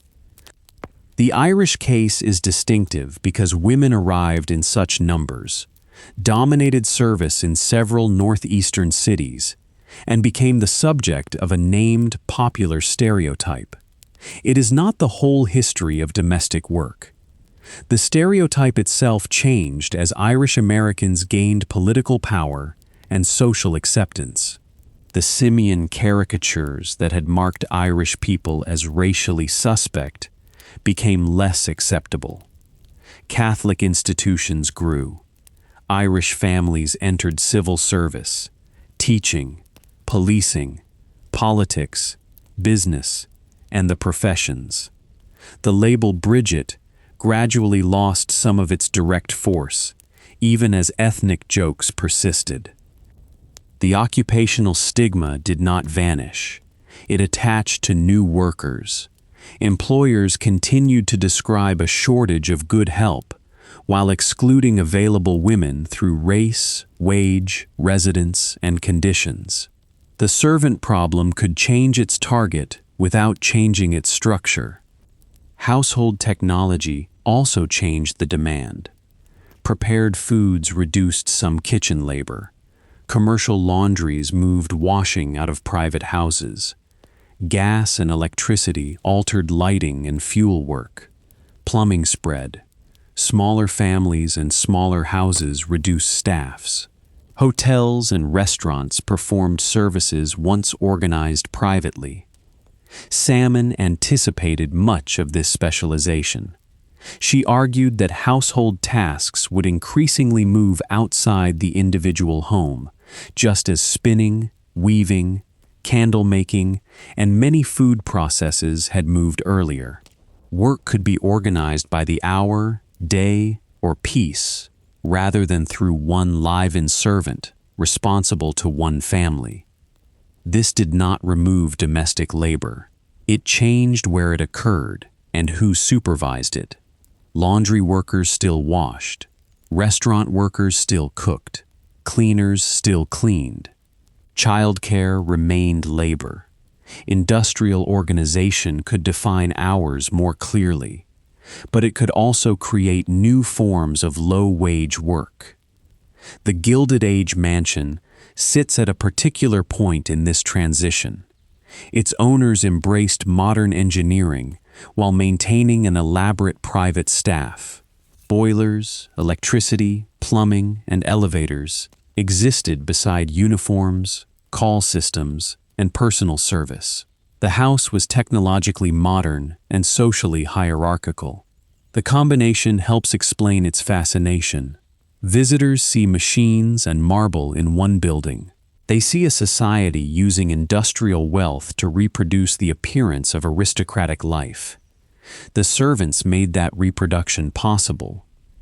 Irish maids occupied the fault line. They came through one of the great mass migrations produced by 19th century economic and political change. They entered houses built by railroad, coal, steel, and finance fortunes. They were paid in an urban labor market, yet they were asked to perform a form of deference associated with an older order. Their departures were not an interruption from outside the Gilded Age.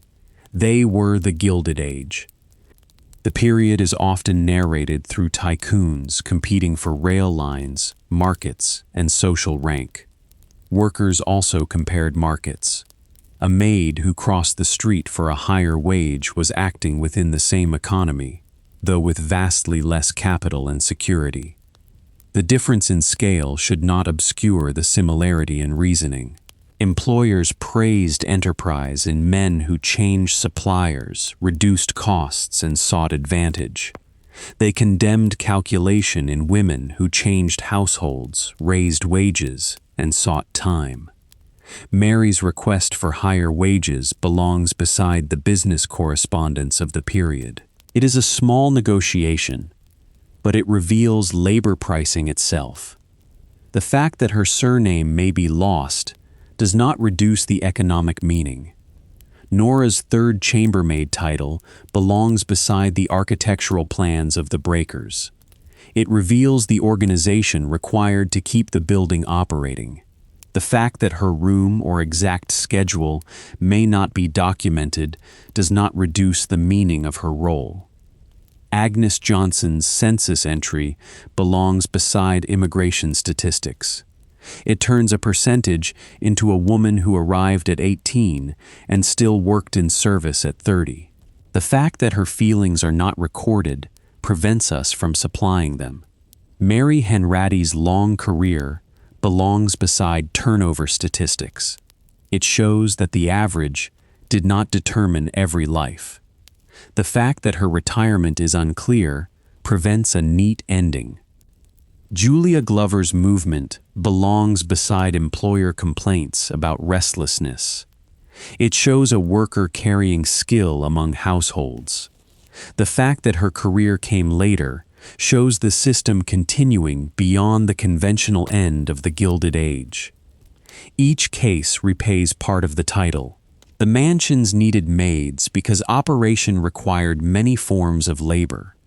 They could not always keep them because workers had wages, networks, alternatives, and personal claims on time.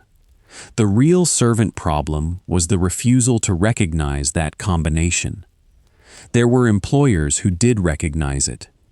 Some paid well, offered regular time, provided comfortable rooms, respected church attendance, used formal surnames, and retained staff.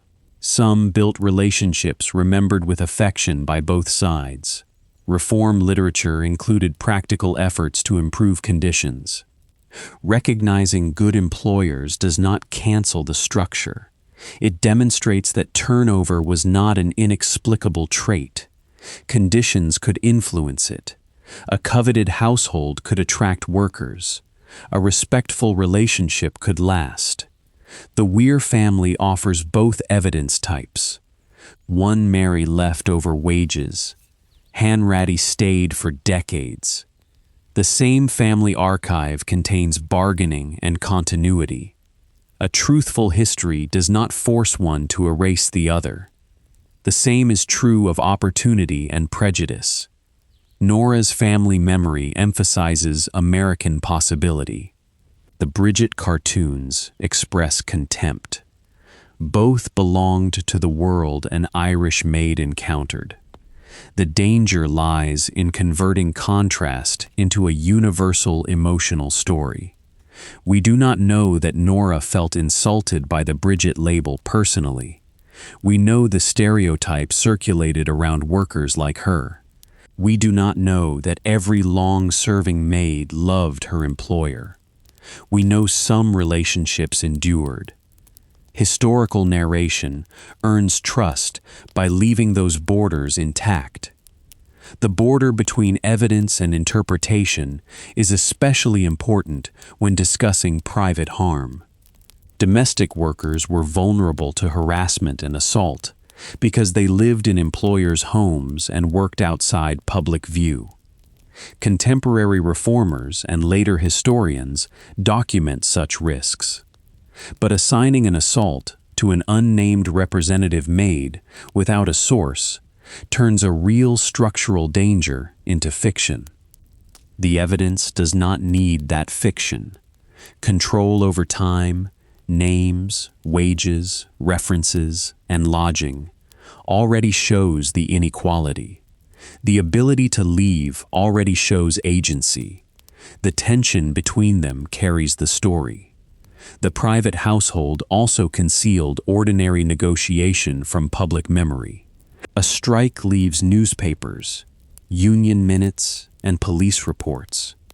A maid who walks out may leave only an employer's annoyed sentence. That documentary imbalance makes formal labor conflict appear more important than countless household decisions. Salmon's questionnaires partly overcome the imbalance. Employees could state why they chose and disliked service. Their answers reveal a population thinking about profit, health, time, education, and independence. They were not merely enduring. Employers' answers reveal thought as well. Many knew that hours and social treatment mattered. Some recommended better training for both sides. Others wanted stricter control. The survey presents a debate rather than a simple villain. That debate unfolded while American women were claiming new public roles. Women entered colleges, reform organizations, professions, and the suffrage movement. Salmon herself was a pioneering historian at Vassar. She used the supposedly private subject of housework to question what counted as economics and history. Her method challenged the hierarchy of evidence. Household schedules, wages, kitchens, and worker testimony belonged beside presidents, wars, and legislation. She taught that everyday documents could reveal large change. The Irish maid is an ideal subject for that method. Her work looks private, but it connects famine, migration, urbanization, religion, gender, labor markets, racial formation, technology, and class display. A clean bedroom in Newport contains an Atlantic history. The linen reached the bedroom because cotton or flax had been grown, processed, woven, purchased, used, washed, dried, ironed, folded, and carried. The mansion brought global commodities into intimate service. Workers handled the last stages. Food followed similar routes: meat, flour, sugar, tea, coffee, fruits, vegetables, spices, ice, and fuel arrived through commercial systems. Cooks and kitchen workers transformed them into the meal that signaled refinement. The employer's taste depended on workers' knowledge. Clothing connected fashion, textile production, laundering, repair, and personal service.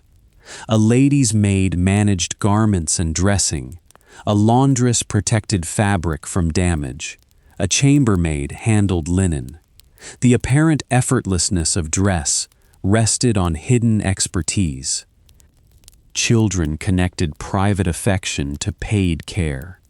Nurses and nursery maids performed daily feeding, cleaning, dressing, supervision, and comfort. Some became emotionally important to the people they raised.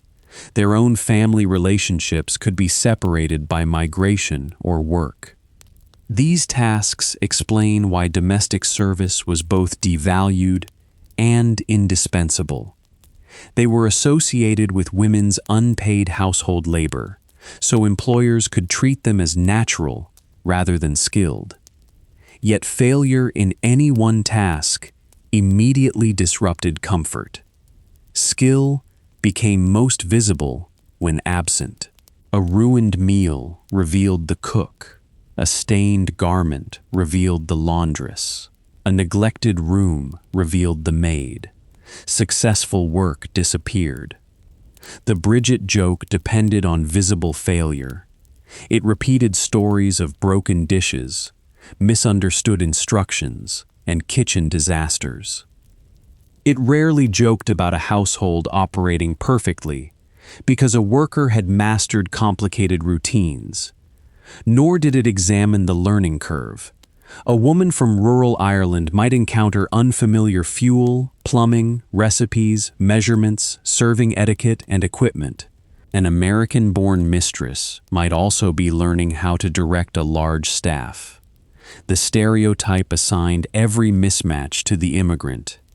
Some women learned rapidly because employers needed them to. Irish workers became cooks, nurses, housekeepers, and experienced maids. Their concentration in service created collective knowledge passed through networks. A newcomer could learn from another servant as much as from a mistress. This transfer of knowledge increased mobility. A worker who knew which employers were fair and how elite households operated could navigate the market. The household tried to contain labor inside private walls, but servants carried information between walls. Gossip is often used dismissively for this circulation. In labor terms, it was market intelligence. Wages, vacancies, treatment, and reputations moved through conversations. The information reduced the employer's advantage. Religious and social gatherings created opportunities for that exchange. Sunday time, therefore, had economic as well as spiritual value. A maid away from the house could hear of another place. An employer who restricted outings also restricted access to information. The attempt to control visitors served a similar function. Employers had legitimate concerns about privacy and security. Absolute restrictions isolated workers. Reasonable rules required negotiation, but negotiation itself challenged the idea of unquestioned household authority. The word family could close that discussion. A daughter followed house rules, the argument implied. Yet a daughter also expected lifelong belonging. A servant could be dismissed. The unequal use of family language became clearer when a worker married.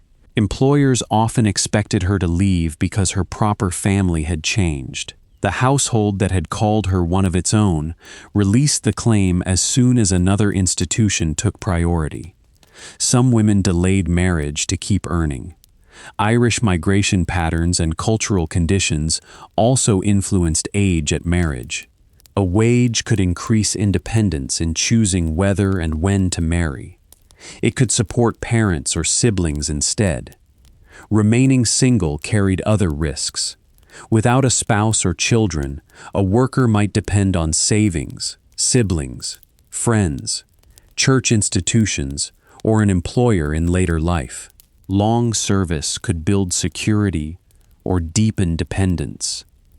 This is why the simple path from maid to wife should not be treated as universal progress. Marriage could end paid service and begin unpaid service under a husband. It could also provide companionship, shared income, and a household of one's own. The outcome depended on the relationship and resources. The phrase "better herself" appears often in discussions of immigrant women. Better could mean higher wages, a safer employer, an evening free, education, marriage, business, property, or support for family.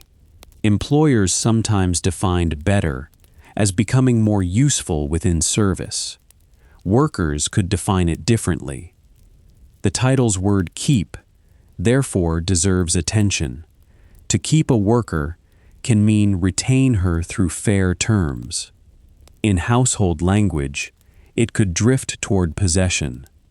Irish maids exposed the difference. They could be retained, not owned. American democratic culture made possession harder to defend openly.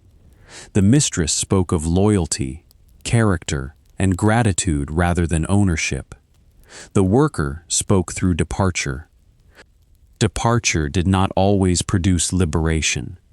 A new employer could be worse. Factory work could injure. Rent consumed wages. City life exposed women to exploitation. Some returned to service because the package was better than the alternative. Julia Glover may have returned to the Weirs. Seasonal workers moved in and out. Salmon's respondents sometimes entered housework when factory or agricultural employment slowed. Mobility could be circular rather than upward. That complexity makes the labor market real. People try, compare, return, and adjust. A morality tale offers one door to freedom. A history of work follows several doors, some leading back. The mansion's service entrance was one of those doors. It brought a migrant into wages and enclosed her inside an employer's schedule. It gave access to networks and could limit contact with them. It taught skills and marked them as inferior. It offered room and board and tied housing to obedience. The same doorway had different meanings at different moments. Arrival could be opportunity. A late return could be conflict. Departure could be risk. A return could be negotiation. Visual culture usually photographs the principal entrance. The facade presents the family name and architectural style. Service doors appear in plans, tours, and preservation studies. A complete image of the mansion requires both. The service entrance joined the worker and the house while announcing their unequal positions. The family and its guests approached through architecture designed for display.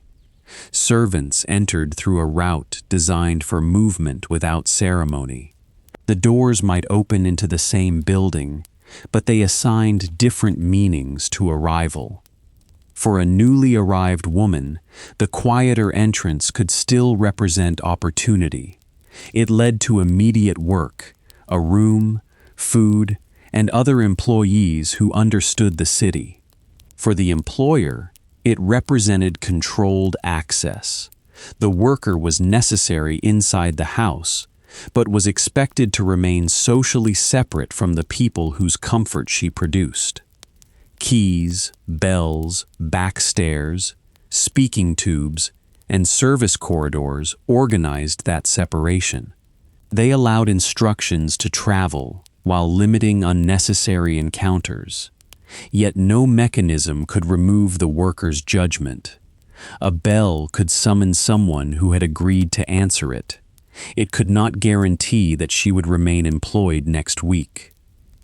The service door, therefore, marked the limit of household command. Inside, an employer could establish duties and standards. Outside, the worker could compare those terms with another household. Friends, churches, employment offices, relatives, and other servants helped her learn what alternatives existed. The same city that supplied workers also supplied exits. Employers often treated that movement as instability because private comfort depended on continuity. A new maid had to learn rooms, routines, preferences, schedules, and objects. Training consumed time. Trust had to be rebuilt. When a skilled worker left, the household lost knowledge as well as labor. Workers measured continuity differently. Familiarity could make a position easier, and a fair household could be worth keeping.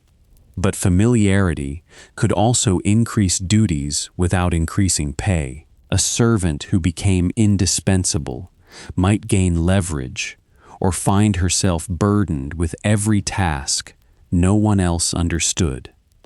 Staying was not automatically security, just as leaving was not automatically freedom. The mansion magnified each consequence.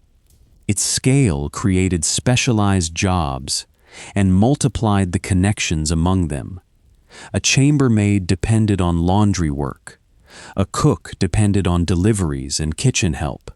A housekeeper depended on information from rooms she could not inspect every moment. One departure could redistribute work through the staff before the family noticed. This is why turnover belongs in the history of architecture and wealth. The building was not a completed achievement that servants merely entered. It had to be completed again every day through heat, food, linen, cleaning, repairs, messages, and timing. Workers continuously converted capital into lived comfort. Irish maids became central to that conversion because migration placed many young women in northeastern labor markets. At the moment, urban households expanded their demand. Their concentration made them visible enough to stereotype and numerous enough to shape employment customs. Their networks then made the labor market more responsive. The result was not a simple shortage. It was a struggle over the terms on which necessary labor would be supplied. A household could own the stairs, the bells, the linen, and the room offered to a servant. It could not own the person who made those things function. The same discipline should guide the ending. It would be easy to claim that Irish maids defeated the mansion. They did not. Wealthy households continued to employ domestic workers. Class inequality survived. Many workers endured harsh terms. It would also be easy to claim that servants had no power. Employer correspondence disproves that. Mary demanded higher wages. Workers changed places. Second-generation women abandoned the occupation. Households adapted. The accurate conclusion is quieter. Irish maids changed the balance inside domestic service because they participated in it as wage earners, with networks and alternatives. Employers could still command rooms, tasks, references, and immediate housing. They could not command a lifetime. The Bridget stereotype was one cultural response to that limit. It described the worker's independence as a flaw. The servant problem was the employer's name for a labor market that would not behave like a family hierarchy. The phrase "real servant problem" in the title is not a claim that only one problem existed. Workers faced many problems, including long hours, low status, and vulnerability. Employers faced genuine scheduling and trust difficulties. Real refers to the mechanism hidden beneath the stereotype. Once the mechanism is visible, familiar evidence changes meaning. A complaint about restlessness becomes evidence of job mobility. A request for Sunday time becomes a claim to religious, social, and personal life. A demand for higher wages becomes recognition of skill and scarcity. A daughter avoiding service becomes family advancement. A mansion's back staircase becomes infrastructure for labor. A first name in a census becomes resistance to a stereotype that removed names. The story also changes how we read silence. A woman absent from later records may have married, moved, returned home, changed work, or died. Silence does not automatically mean tragedy. It marks the limit of evidence. Norah Kavanaugh is not silent, but her voice reaches us indirectly. Her daughter remembered her view of opportunity. The Preservation Society identified her job. The house preserves the spaces in which that job made sense. These sources allow a careful outline. She was 17. She had crossed from Ireland. She worked as the third chambermaid for the Vanderbilt household at the Breakers. Her duties were concentrated upstairs. She cleaned circulation and private rooms. She helped keep linen fresh. There is no need to place an invented thought in her mind as she climbed a stair. Her documented position already changes the building. The Breakers is often described through its architects, materials, technology, cost, and owners. Norah adds a labor coordinate. Every bedroom in her area became part of a work route. Every change of linen became a scheduled task. Every clean hallway became an outcome. Her junior title also places other workers around her even when their names are not in the same source. A third chambermaid implies supervision and division. Laundry implies laundresses or outsourced work. Bedrooms imply related service. The title is a fragment of an organization chart. Her age places migration and work together. At 17, she entered a household whose wealth came from systems far larger than any one person. Her wage, whatever the exact amount, connected that wealth to an immigrant worker. Her daughter's recollection places memory across generations. A woman once employed in a private mansion became the mother of someone who could help a museum interpret it. The family did not remain invisible. This is a different legacy from the Bridget cartoon. The cartoon invited viewers to laugh at an interchangeable maid. The oral history restores a mother with a name and a view of America. It does not erase the cartoon's historical importance. Prejudice shaped the environment through which Norah moved. It does not dictate her personal response. The same balance should govern public interpretation. A photograph linked to a named worker can restore individuality, but only when the identification is secure. An unlabeled staff portrait may reveal clothing, age ranges, and workplace organization without proving which face belongs to a particular name. Rooms and tools also require care. A preserved kitchen can show scale, circulation, and technology. It may contain objects acquired after the household's active years. A recreated servant room can help a visitor understand space without proving exactly how one worker arranged her belongings. This standard matters because specificity creates authority. A face, a room, or a letter can feel conclusive even when its connection to a person is uncertain. Good interpretation states what is original, what is reconstructed, what is typical, and what remains unknown. That restraint protects workers from another kind of erasure. A convenient representative can become the person visitors remember, replacing the actual variety and uncertainty of the record. Names such as Norah Kavanaugh, Mary Hanratty, Julia Glover, Agnes Johnson, Grace Rhodes, and Nellie Lynch Rigoli resist that substitution. The historical record will always be uneven. Owners paid for portraits, preserved correspondence, and attached family names to buildings.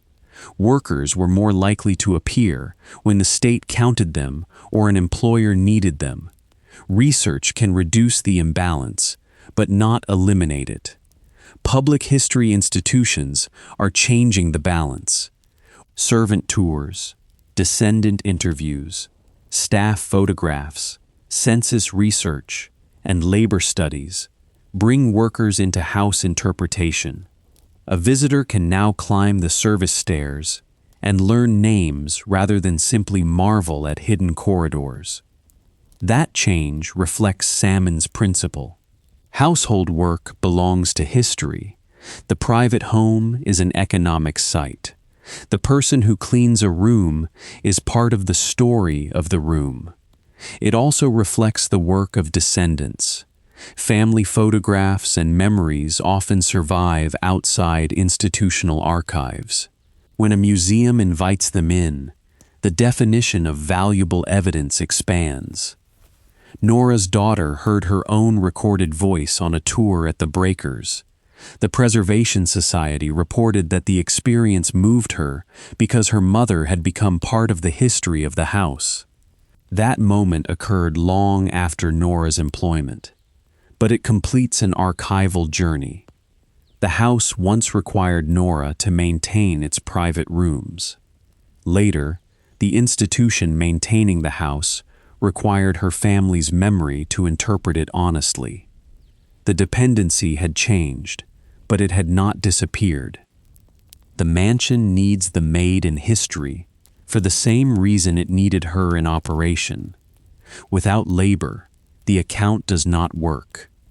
We can now answer the questions posed at the beginning with precision. Why did Gilded Age mansions need Irish maids? They needed large amounts of skilled and unskilled household labor. Urban growth and elite display expanded demand. Irish women arrived in large numbers, often spoke English, built effective networks, and entered one of the most accessible wage occupations open to them.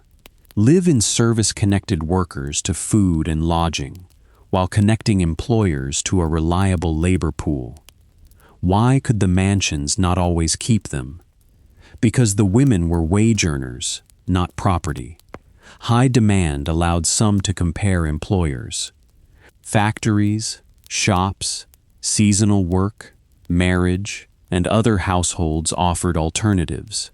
Irregular hours, limited Sunday time, social isolation, personal interference, low status, and weak promotion gave workers reasons to move. Networks and references shaped how safely they could do it. Why did employers call this a servant problem? Because turnover disrupted household operation and challenged an expectation of loyalty. The private home preserved older ideas of deference, while the city around it operated through wages and mobility. Employers experienced the collision as a shortage of character. Why was Bridget such a powerful stereotype? Because it joined anti-Irish and anti-Catholic prejudice to employer frustration. It turned a diverse population of women into one comic figure. It made demands for time, wages, and dignity look like ignorance or insolence. It erased names while acknowledging how central Irish maids had become. What did the women gain? Many gained wages, room, board, urban knowledge, skills, networks, and the ability to send money or save. Some used service as a first step. Some built long careers. Their earnings helped families and expanded choices for the next generation. What did they lose? Many surrendered privacy and predictable time. They lived under employer rules. They carried social stigma. They risked housing when a job ended and reputation when a reference failed. Some remained difficult to trace even after decades of work. What changed? Second-generation Irish-American women moved into other occupations. Household tasks shifted into businesses and day work. Other racial and immigrant groups filled domestic roles under different forms of exclusion. Public interpretation gradually began to restore worker names and perspectives. What did not change? Domestic labor remained essential and undervalued. The idea that care and cleaning are natural female qualities continued to obscure skill. Private workplaces remained difficult to inspect. Race, immigration status, and housing continued to shape bargaining power. The Gilded Age does not stay behind us when the camera leaves the mansion. Modern domestic workers still negotiate wages, schedules, privacy, immigration rules, and respect inside private homes.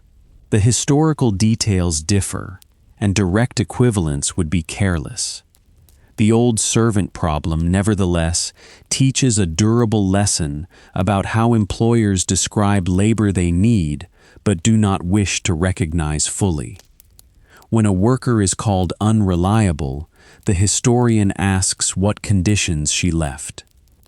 When an employer says, "No one wants to work," the historian asks what work is being offered and on what terms. When a home calls an employee family, the historian asks whether the worker has the rights of either an employee or a family member. When a grand building appears effortless, the historian asks who maintained the effort. These questions do not decide every case in advance. They prevent the employer's complaint from becoming the whole record. Lucy Salmon asked versions of them more than a century ago. She sent schedules into private households because anecdotes were not enough. She compared wages, hours, birthplaces, and opinions because domestic service belonged to economics. She listened to employees because employers could not explain the occupation alone. Her work did not solve the household labor question. Some of her categories and assumptions belonged to her period. She wrote within a society structured by racial and class prejudice. Her sample had limits. Yet her central correction remains compelling. Do not blame individual character for a system you refuse to examine. The National Park Service study at Weir Farm applies that correction to family papers. Anna's need for another girl becomes evidence of a wage dispute. High turnover becomes evidence of market power. Irish dominance in domestic service becomes part of migration and gender history. The Newport research applies it to architecture and memory. A third chambermaid becomes part of the breakers. The Elms staff becomes a group of named people. Service spaces become workplaces. Margaret Lynch Brennan applies it to the Bridget stereotype. A comic cliché becomes a population of immigrant women with correspondence, families, social worlds, and decisions. Together, the sources make the undersupplied topic possible. No single document tells the whole story. Their agreement on the central mechanism is strong. Irish immigrant women were indispensable to household service in the urban Northeast. Live-in work offered economic advantages and imposed social and temporal costs. Turnover was common, and higher wages could cause departure. Employers framed the resulting instability as a problem of servant character. Popular culture converted that framing into Bridget. The evidence supports those claims. It does not support every dramatic story attached to them. That boundary is the difference between reconstruction and invention. Return now to the upper floor at the breakers. not as a fictional scene, but as a documented workplace. Hallways, bedrooms, bathrooms, and linen formed Norah Kavanaugh's assigned world. The rooms existed for the family. Their readiness depended on her labor and the labor around her. The family name remains attached to the house. The worker's name had to be recovered. That difference is dynasty and dust in its most literal form. Dynasty builds the monument. Dust returns each day. Someone removes it. The removal seems small until the person stops. Then the house notices the maid. Anna Weir noticed when Mary wanted more money. Salmon's employers noticed when names became too numerous to remember. Cartoonists noticed when Bridget demanded time. Second-generation daughters were noticed when they refused to enter service. Museums noticed when descendants brought photographs and voices back to the house. The women were never truly invisible. They were selectively recorded according to the needs of other people. Historical work changes the selection. Norah's story does not end with a claim that she overthrew the Vanderbilt household. It ends with her inclusion. She worked there. Her job had a name. Her labor had a function. Her family preserved a memory. The mansion's history is less complete without her. Mary's story does not end with a destination we cannot prove. It ends with a demand that survives. She wanted higher wages. That sentence is enough to show an employee pricing her work. Agnes's story does not end with an imagined remittance letter. It ends with the facts we have. She crossed from Ireland as a young woman and remained a wage earner in service. Hanratty's story does not end with an invented retirement.